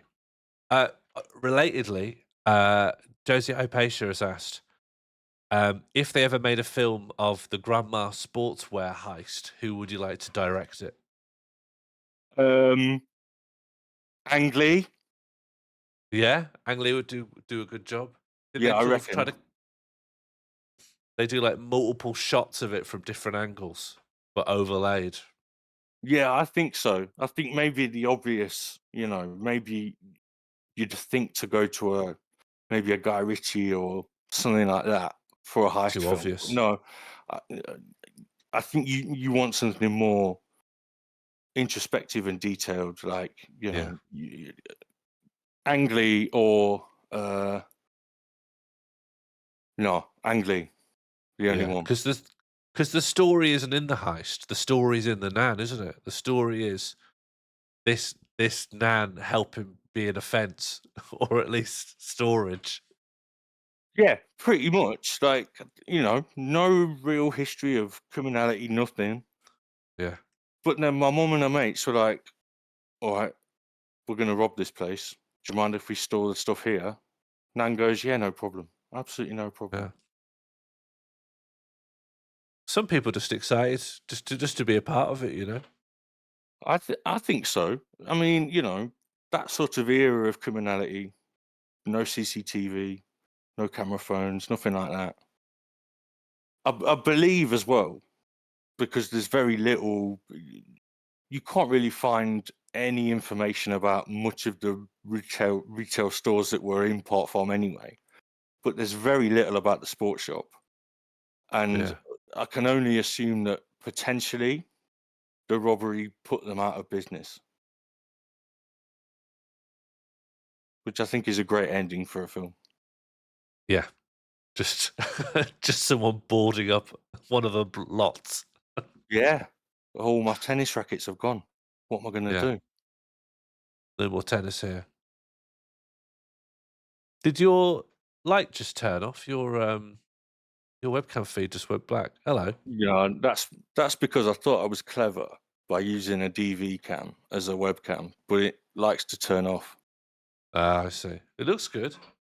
It's because I've got night mode on it. If I turn night That mode looks good off, as well. you can't see anything. Yeah. There you And go. this looks good because it looks like CCTV. Feels correct, you know? It's good, isn't it? Old Yeah. Panasonic something or other, mini DV. Though when you got those pictures of people like stood outside the high quality fruiterer greengrocers and stuff, did you take those or did you find them?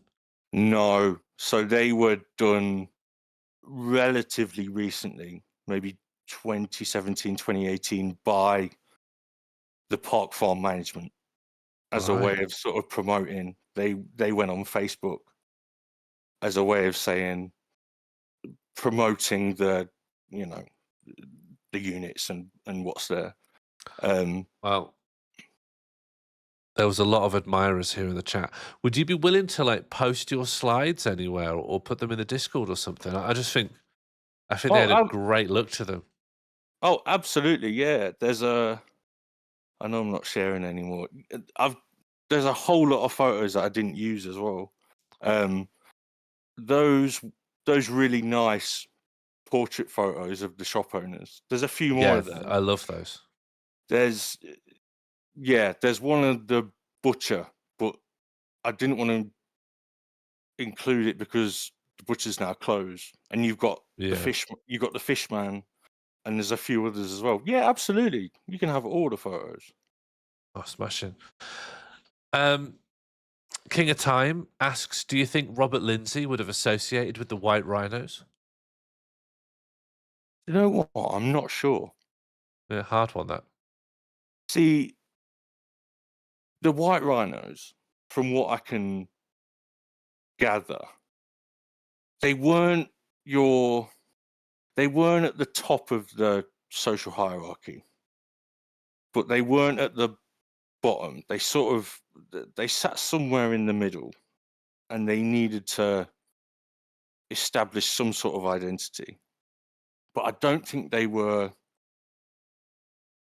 I think Robert Lindsay's a bit of a weirdo, but in a good way. And considering he's from Ilkeston as well, Ilkeston's quite a bit of a mad place. I think he would have shunned the White Rhinos. I don't think he would have liked them. I think Robert Lindsay would have seen the White Rhinos and gone, "No, I'm going to make my own thing."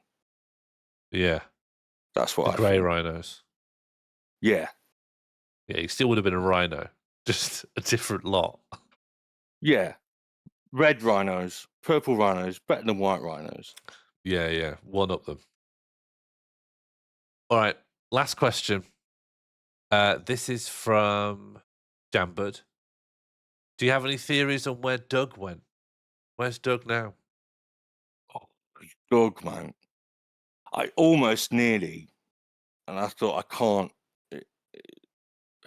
I wanted to draw a picture of Doug how I remember him. But I didn't do it in the end. Doug, I've got no idea. There's not that many rumors either. The main one is that he went into the military. But even if he'd gone into the military, you'd think that he would have some form of social media or something, or someone would know him, or this and that. But there isn't. And me and a few local mates, we've looked into it a few times.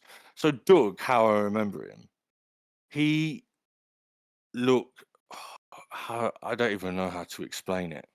He looked like a very typical school bully, but with like a shaved ginger buzz cut.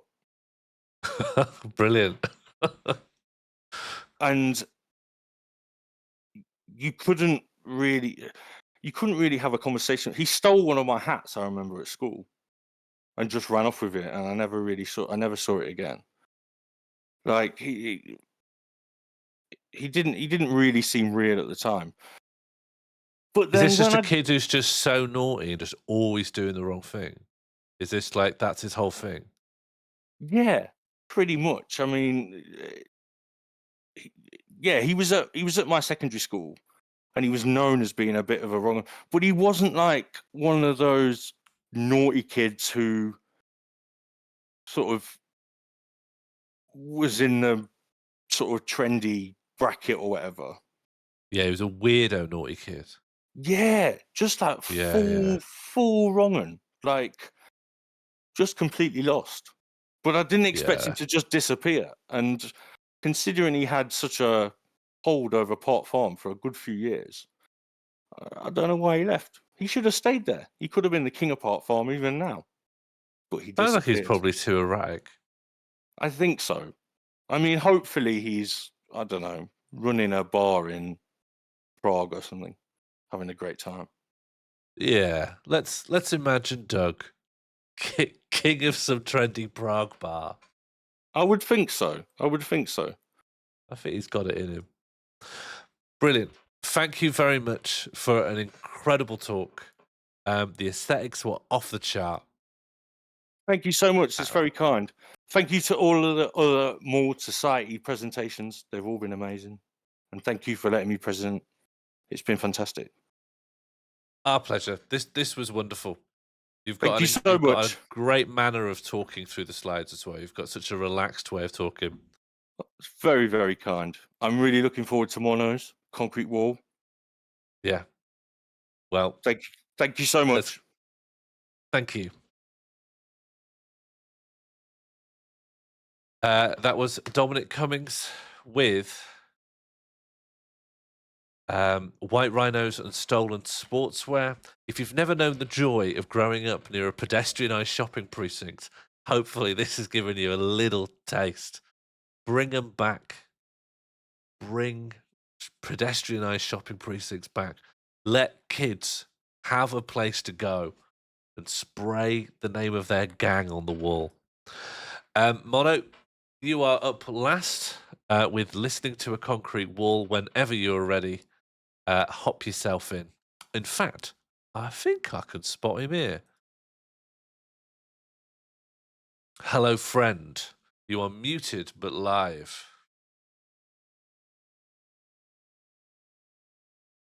He's just thinking about something. I don't need to. 1 sec.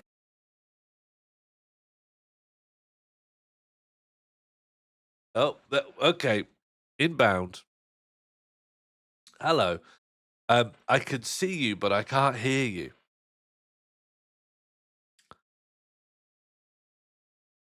Bono, are you meaning to do this? Is this? Oh, Can you hear me now? I can hear you now, friend. How are you? I'm right. I feel a bit stitched up going on after that, especially seeing as I forgot my camera settings were like this. Oh, this is an accident, is it? I feel like these flow on from each other perfectly. Well, am I doubling up at all? No, I don't think so. Okay, good. I haven't broken it then. That was really good. That was excellent. I genuinely think I might just download a lot of those slides just to have and look at. I'm still reeling from it. That was like brilliant. Yeah. I'd just sit and watch a normal doc like that. It was great. I wouldn't mind a feature-length version of that. Yeah. Right. Let's see if all of this actually works. Should I assume that there's audio in your presentation? No, I mean, I can put a backing track on, but I don't know if it'll work. No, you don't need to. I was just checking. You know the rule that Discord shares audio if you share an application, but not if you share your entire screen, except for sometimes when that rule doesn't apply. I don't fully understand it. Well, technically, I'm sharing my camera and nothing else. Uh-huh. So, who knows? Oh, someone's using OBS. Someone's using OBS. Should we go? Let's go. Have a great talk. Thank you very much. Today, I am going to talk about William Sansom Tucker, a major, born, I've forgotten that part, long time ago in the late 1800s, I believe. That's not the important bit. The important bit is he did some really cool stuff with audio engineering. He was one of the early sound engineers, and is most well known for making this. It's even got his name on it. Tucker's hot wire microphone was a special microphone designed for sound ranging. I'm not going to go into a lot of details on this because this is a massive tangent. I could go for an hour on that alone. The like super short version is on the battlefield in World War One. You would have troops on one side and big guns firing at them on the other. They wouldn't know where the guns were coming from. All they knew is, yeah, there's a gun like in that direction somewhere. Don't really know where. And the hot wire microphones created a way of identifying where the guns were firing from based on the sound waves coming out. So the microphones were kind of wired up in a way that allowed them to identify the vibrations and work out how far away, but not only that, but what direction the guns were pointing in based on the vibrations coming back. It's a lot more technical than that. That's the super, super simple explanation. There's some fun stories involving it, fun stories around it involving things like hiding in a barrel and trying to work out how to get a load of platinum wire to the front lines. Really interesting stuff. Not relevant to what I'm talking about today, because we're talking about the other things that he did. So he was originally a physics lecturer, but his background meant that when it came to wartime, he got drafted in working as a sound ranger. So one of the people who was responsible for working out how far away these guns were, where these guns were, how to target them, stuff like that. And during all this, he developed the hotwire microphone, and it meant that after the war, he was pretty much celebrated as this strange guy who could get stuff done with sound. And they gave him his own special division of the Air Force.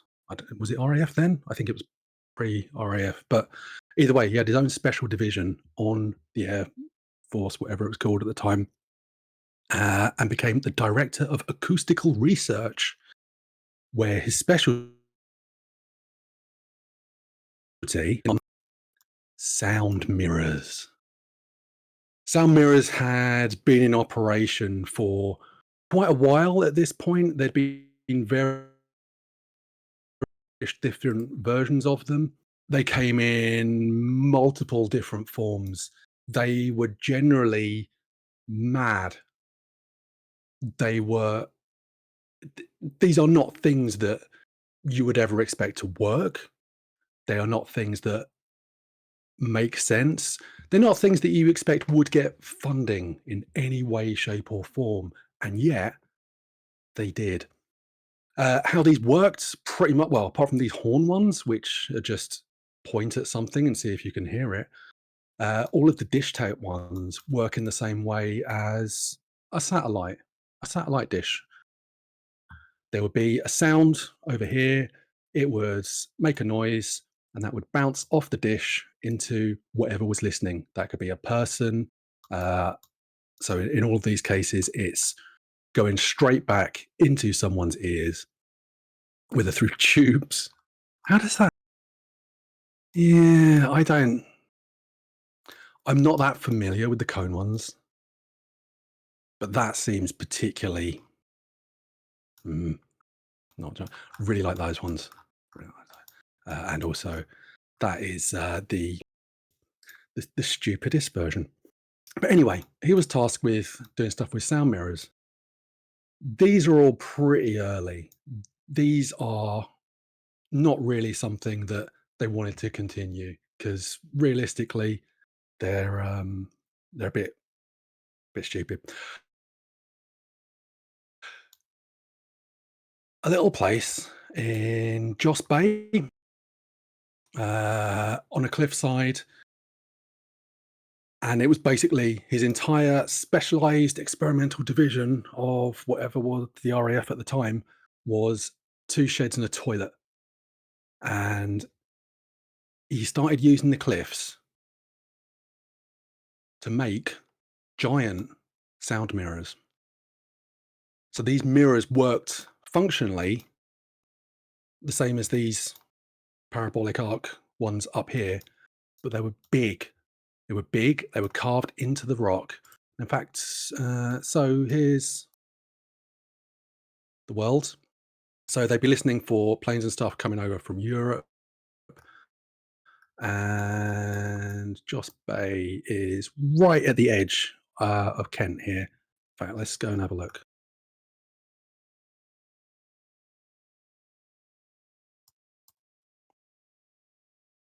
Edge. It's this bit, yeah.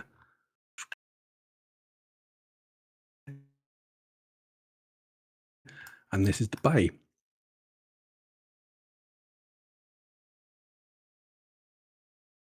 So, possibly, And then they thought we can get a bit more technical than that. So they started making bigger ones. They started making them a bit more sturdy. But this could have been better. So what they were dealing with and why they were having to do this is because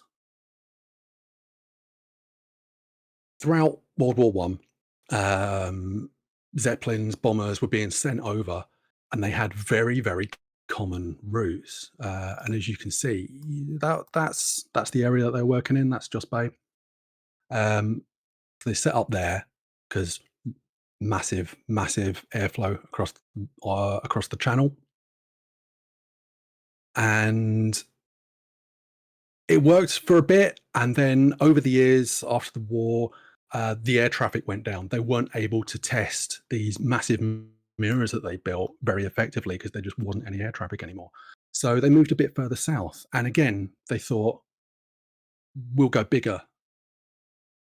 What's the biggest thing that we can do? Can we move this technology into something that is better than anything else that's been built before? Yeah, you can.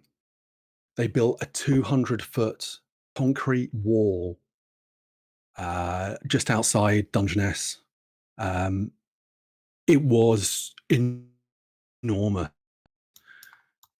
and it was designed specifically to listen across the channel for any oncoming aircraft. It is genuinely immense. It is just a huge concrete wall designed only for reflecting sounds back into the middle, and it worked exactly the same way as the other parabolic arcs. So all of the sound from across the channel will come in here, bounce off this wall, and be reflected back to a small microphone. There was a little shed with a microphone right in the middle that would angle the microphone in different directions to work out where the sound was coming from. And the type of things that they were listening for were not them, Zeppelins and biplanes. So kind of overshadowed by what happened in World War II with the Blitz, V2 rockets, daily air raids, stuff like that. Zeppelins were massive. They were terrifying. A lot of people don't really understand just how big they were and how scary they were and how often they did air raids over London during World War One. They were absolutely enormous, and they were a terrifying thing to see coming towards you in the sky. Luckily, they moved really slowly. So with something like these, you could probably hear them coming quite a long way away. That's why they used them. That's why, despite being stupid, they were reasonably effective. You could hear them coming for maybe an hour away. Whether you had time to do anything about it, different issue. But yeah, Zeppelins were terrifying. This is, what is this? This is Graf Zeppelin. This is post-war. This is when it was doing a tour, but it just gives you a sense of scale. That's it over London. They're not small things. So imagine one of them flying over the city loaded with bombs. That's pretty scary. More common though was biplane bombers. Small planes loaded up with as many bombs as they could carry and still fly that were just sent over the channel. Both really slow moving things, quite loud, very easy to be picked up by these sound mirrors. And with something like this, you could hear them even further away.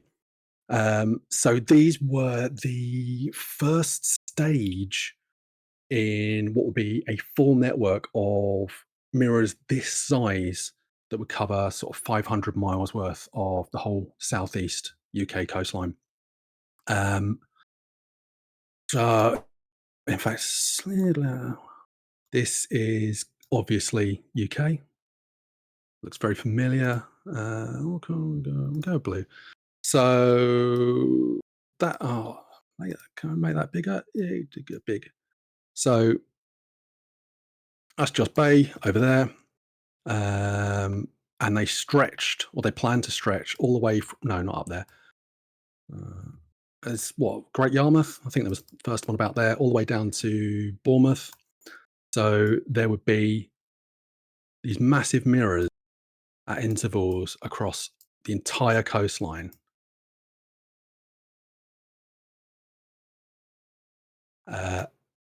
Protecting the entire quadrant of the country from air raids. You'd be able to hear anything coming from, what is it?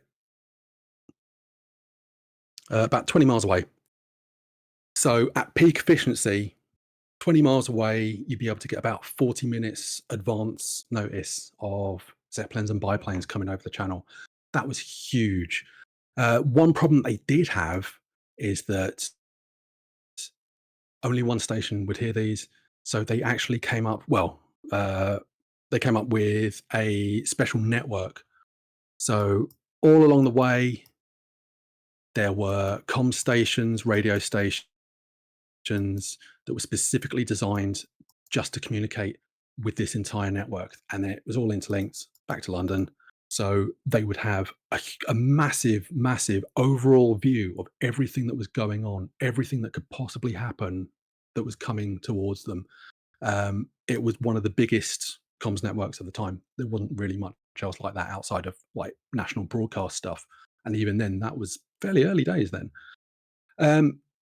So this is what they were doing. It was a massive, massive operation. Problem was, we go back up here. This was all designed in late 20s, early 30s. By the 1930s, these were kind of redundant. No one was really using biplanes anymore. Zeppelins, they were for tourism now. They were big, they were slow. They were for tourism, and after Hindenburg, they kind of weren't for anything. No one was really doing them anymore. The biplanes were on the way out. They've been replaced by monoplanes. No relation. This is what was coming in. So these were considerably faster.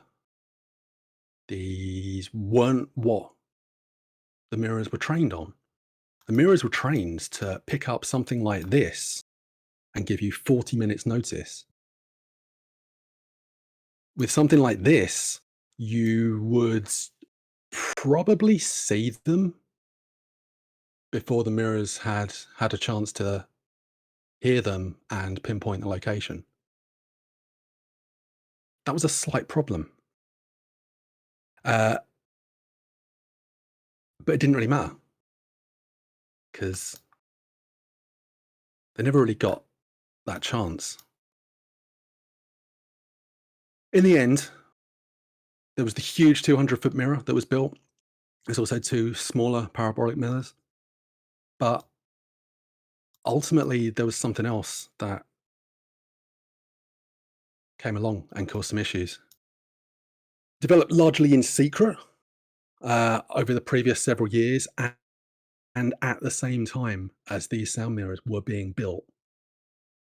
Operation Cuckoo started going into deployment in about 1932, and it was the UK's first proper radar system. Honestly, it wasn't great. The early versions were incredibly janky and had some absolutely batshit solutions. Again, massive tangent that's worth going into. But they were already showing promising tests. And by 1935, I think it got official wide-scale deployment. 1936, they managed to track a plane 80 miles away successfully and consistently, which was a lot better than 40 miles inconsistently by listening to a concrete wall. So within a couple of years of these beautiful, massive things being made, they were completely obsolete. They had been rendered entirely pointless. Just to rub it in as well, one of the issues that early radar systems had was trying to coordinate all the different radar stations together. They didn't really have any network for doing that. Oh, oh, oh, oh. Tucker did. He'd already set it up. He'd already planned it all. His obsolete system was then absorbed by radar and used for that instead.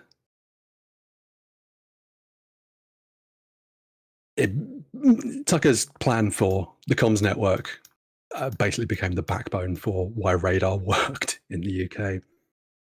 By 1937, so the year after the big successful radar test, Tucker was told that the entire sound mirrors experiment was over. He was given a forced retirement. The project was completed, and his last order were to, and I've got to quote this, test the containment potential of sound mirrors on explosive blasts. This is a very formal way of saying, blow them up. Stick bombs on them, see what happens. But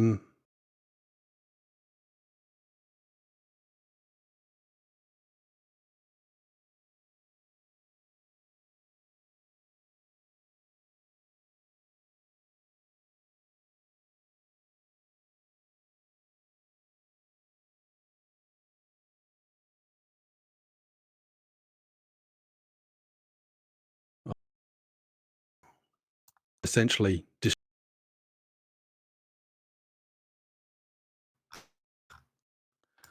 that's a small town for comparison. There's a lot of reasons and speculation as to why they weren't destroyed. The cynic might say that it's because there wasn't really much point to it. If we did get invaded and the site got taken over, there's nothing to gain from it. There's no strategic advantage in being in control of it. I mean, if you're invading the UK, what's the point of controlling something that looks back out to the sea? There's a lot of people saying, not a lot of people, there's people saying it was just because of costs. Wasn't worth the cost of demolishing them or of testing stuff. And then there's the raw romanticized view that Tucker just flat out disobeyed that final order, choosing to save them as future monuments to some kind of sonic engineering and futility, just relics of this failed experiment that never really got anywhere because it got made completely redundant before it even had a chance. We don't actually know because after Tucker got his orders, he pretty much disappeared. All we do actually know is he went off to Canada at some point, and that's about it. And we're just left with these huge monuments that are still there now in the middle of a bird sanctuary. You can't get to them anymore, but they're there. And I like that they're there. That's me done. Thank you. Goodbye. Hopefully not goodbye, because we all have questions to ask. Thank you very much for your talk. That's okay. I think I'm already aware of these sound mirrors because I know you. But for those that don't, what are the questions from the chat? Bird has asked. Nope, that's that's about the previous talk. You do not have a dog called Jeff, I think. I don't have a dog called Jeff.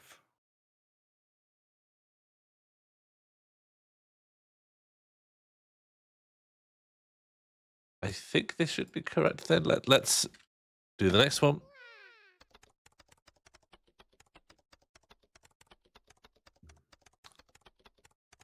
Did your boy design the sound mirrors seen on the cover of Sid Arthur's second album, Sound Mirror? Well, let's just take a look.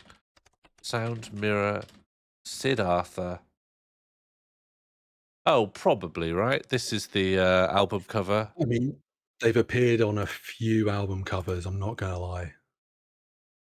I can see how people who are really interested in sound might eventually stumble across these things.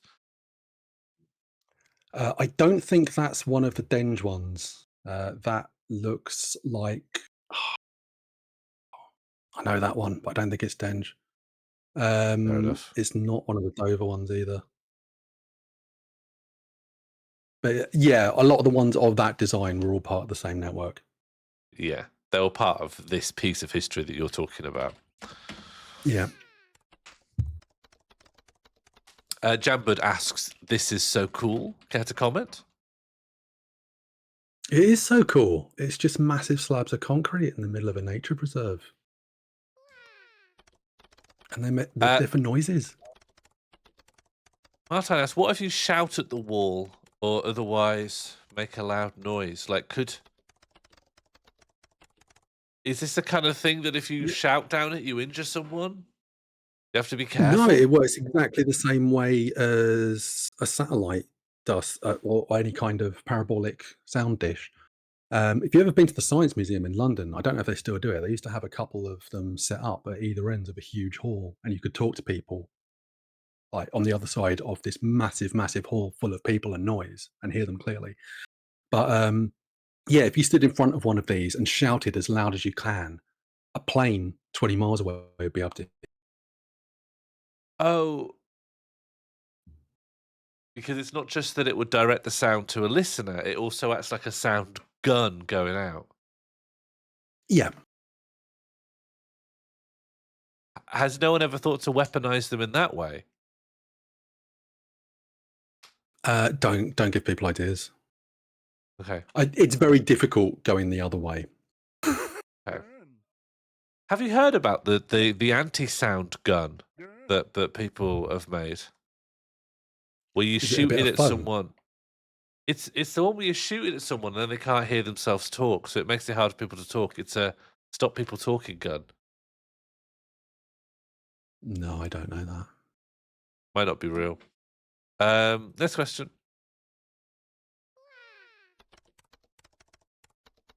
Jambud asks, if you find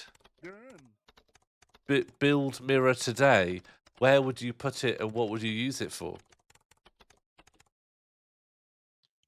If I find build mirror today, if you found build mirror today, where would you put it? What would you use it for? Jambud has corrected one of the words to could, but I don't know which one. If you find if you find mirror good today, if you find good mirror today, if you could build mirror today, where would you put it and what would you use it for? Could you find build mirror today? Could you find build mirror today? If so, I don't think I would. I like the idea of finding pre-existing stuff that has no use more than building new stuff that has a specific use. if you could listen to anything through that wall, what would you listen to? I just listen to whatever's there because I mean, yeah, that's a good answer. It's the type of stuff it's gonna pick up is largely gonna be background noise. It's only if there is something specific where you're pointing that you're gonna hear that. The rest of the time, it's just gonna be amplified background noise, which is fascinating in itself. Yeah, water, birds, clouds, a beetle. An amplified beetle, yeah. Yeah, that does sound pretty good, actually. Rosanna asks, is that massive one still there? I think we got the answer to that in the talk, didn't we? It is? They didn't destroy it? Yeah. I mean, There are like a couple of trips every year that let you go out and visit them, but otherwise they're inaccessible. There's a few other smaller ones dotted around the country that you can still see though. I don't know if the Dover ones are still there. I think they might have been buried, but yeah, there's a few. There's a few around still. Hondo Z scary. asked. Hondo Z asked, where would they even get that much concrete? But I think it just would have come on a big lorry. Yeah, I mean, at the time, it was in the middle of an RAF base that was also a gravel pit, so they had plenty of materials around.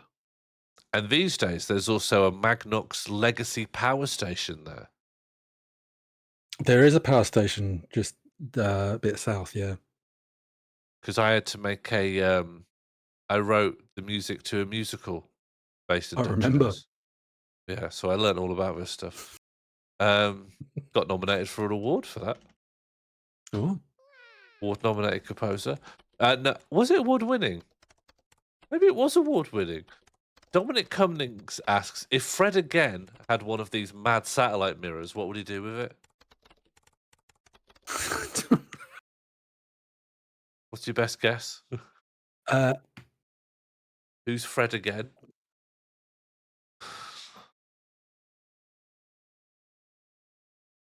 I don't know. You don't know who Fred again is? No.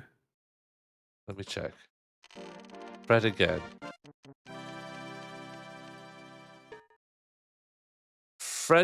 Frederick John Philip Gibson, known professionally as Fred again or simply Fred, is an English record producer, singer, songwriter, multi-instrumentalist, and DJ.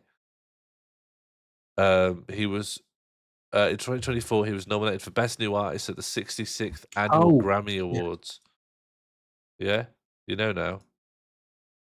I feel like album covers. Well, no, it wouldn't be album covers these days, would it? It's fucking Spotify capsules. But yeah. You'd use it for a Spotify capsule. Mm. Well, we've got another Dominic Cummings cue down the pipe. If you were going to build... Oh, we've already sort of had this, but if you were going to build some mad new concrete discs, where would you build them? See, this is a different question. This is just about having mad new concrete discs. Yeah, all right. I mean, right through a city centre. Yeah, that's good. The middle of a city centre, but like pointed at like a village so that they can all hear. They can pretend they're busy. I like have it right in the middle of Sheffield, but like pointed out a door or something. Yeah, point it at Hope Valley. Last questions here. This is from Kimodactyl. If you pointed two mirrors at each other, would you make infinite sound?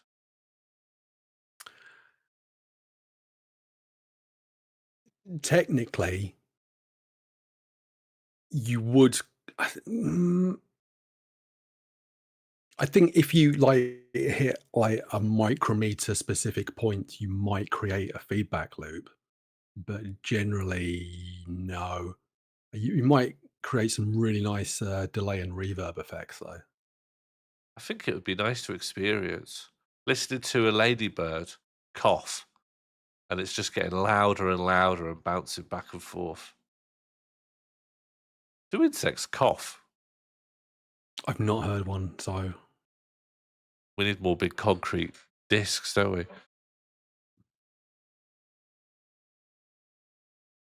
I think yeah, what Hondo said, it might just hum for a while. I don't know if the feedback loop would actually amplify itself, or it would just kind of loop rather than an amplifying loop. Mm-hmm. Well, thank you very much for your talk. I think we've got to the bottom of things. I hope you enjoyed talking about listening to a concrete wall. Yeah. Can we get some TYMs in the chat, please? I really trimmed that down as well and just skipped over huge chunks of it. Well, next year, come back for part 2. Yeah. All right. Goodbye. Brilliant. Thank you again. And that was our last talk of Morl Society 2024. Morl Society number 3 has been completed, and what a buffet we have been treated to. We learned about Citizen Smith, the communist sitcom, a top to bottom intro from Ash Jones. Bird.exe taught us what abjection is. Josie Russell taught us not only to respect the flag, the previous flag of Provo, Utah, but also to open our minds to what a flag could and should be. Nikki Nut Whimsy did some absolute data crunching, tats and stats. Can you predict UFC success through the quality of someone's tattoos? Dominic Cummings led us on a little bit of local history, aesthetic masterpiece with white rhinos and stolen sportswear. And we have just heard from Mono with Listening to a Concrete Wall, hearing about the very sensible but almost immediately obsolete method of listening long distances using concrete. That was a night. That was beautiful learning. That was teaching and learning ramped up to its highest possible value. Now, as you can hear in my voice, I'm still recovering from being sick, so I'm going to let you go very soon. But thank you very much for tuning in. Morl Society, I think, is a lot of fun. If you do want to join the community and find out what we've got going on, or even contribute to a future Morl Society, I recommend you join the Discord. What do we have going on? Morl Fortress will return this Friday, and we're currently doing Fishmas. Fishmas is our annual fishing celebration. Join the Discord to find out more about that. We're going to finish off day 2 of the 12 days of Fishmas just after this, and then we'll set up day 3 for tomorrow. I have been Sean Morley. Thank you very much for tuning in. If you are watching, hey, why not give us a follow? Why not join the Discord? Why not do all those call to actions? Anything else? Thank you to all of our presenters. Lucy Lefty, Bird.exe, Josie Russell, Nikki Not Whimsy, Dominic Cummings, and Mono. That's it from me. I'll be back on Friday evening. Be well, be nice, be good and be kind. Hey, and check out Sam Nicoresti's new comedy special. That rules. Goodbye. Put maybe their initials on them based on how well he's doing at the minute. This guy's tattoo is mad. Is this who you're talking about? Yes. I'm a big He's fan. peeking out. He's peeking out from the tiger. He's in the tiger's head. No, so again, there's a lot of debate about whether that's him or whether it's like a... No one...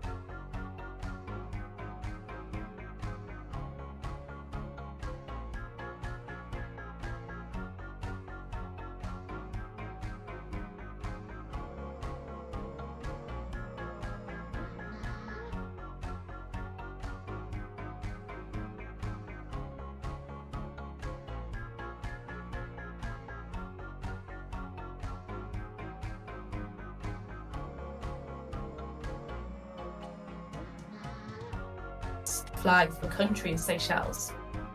It is a very good use of colour and the dynamism of those colours, the actual like angles being used for those colours as like a ray of light. The pole flag is still pretty good. Bringing up the Seychelles flag now. What is... Oh, it's massive.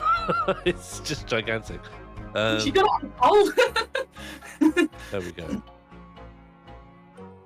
Put maybe their initials on them based on how well he's doing at the minute. This guy's tattoo is mad. Is this who you're talking about?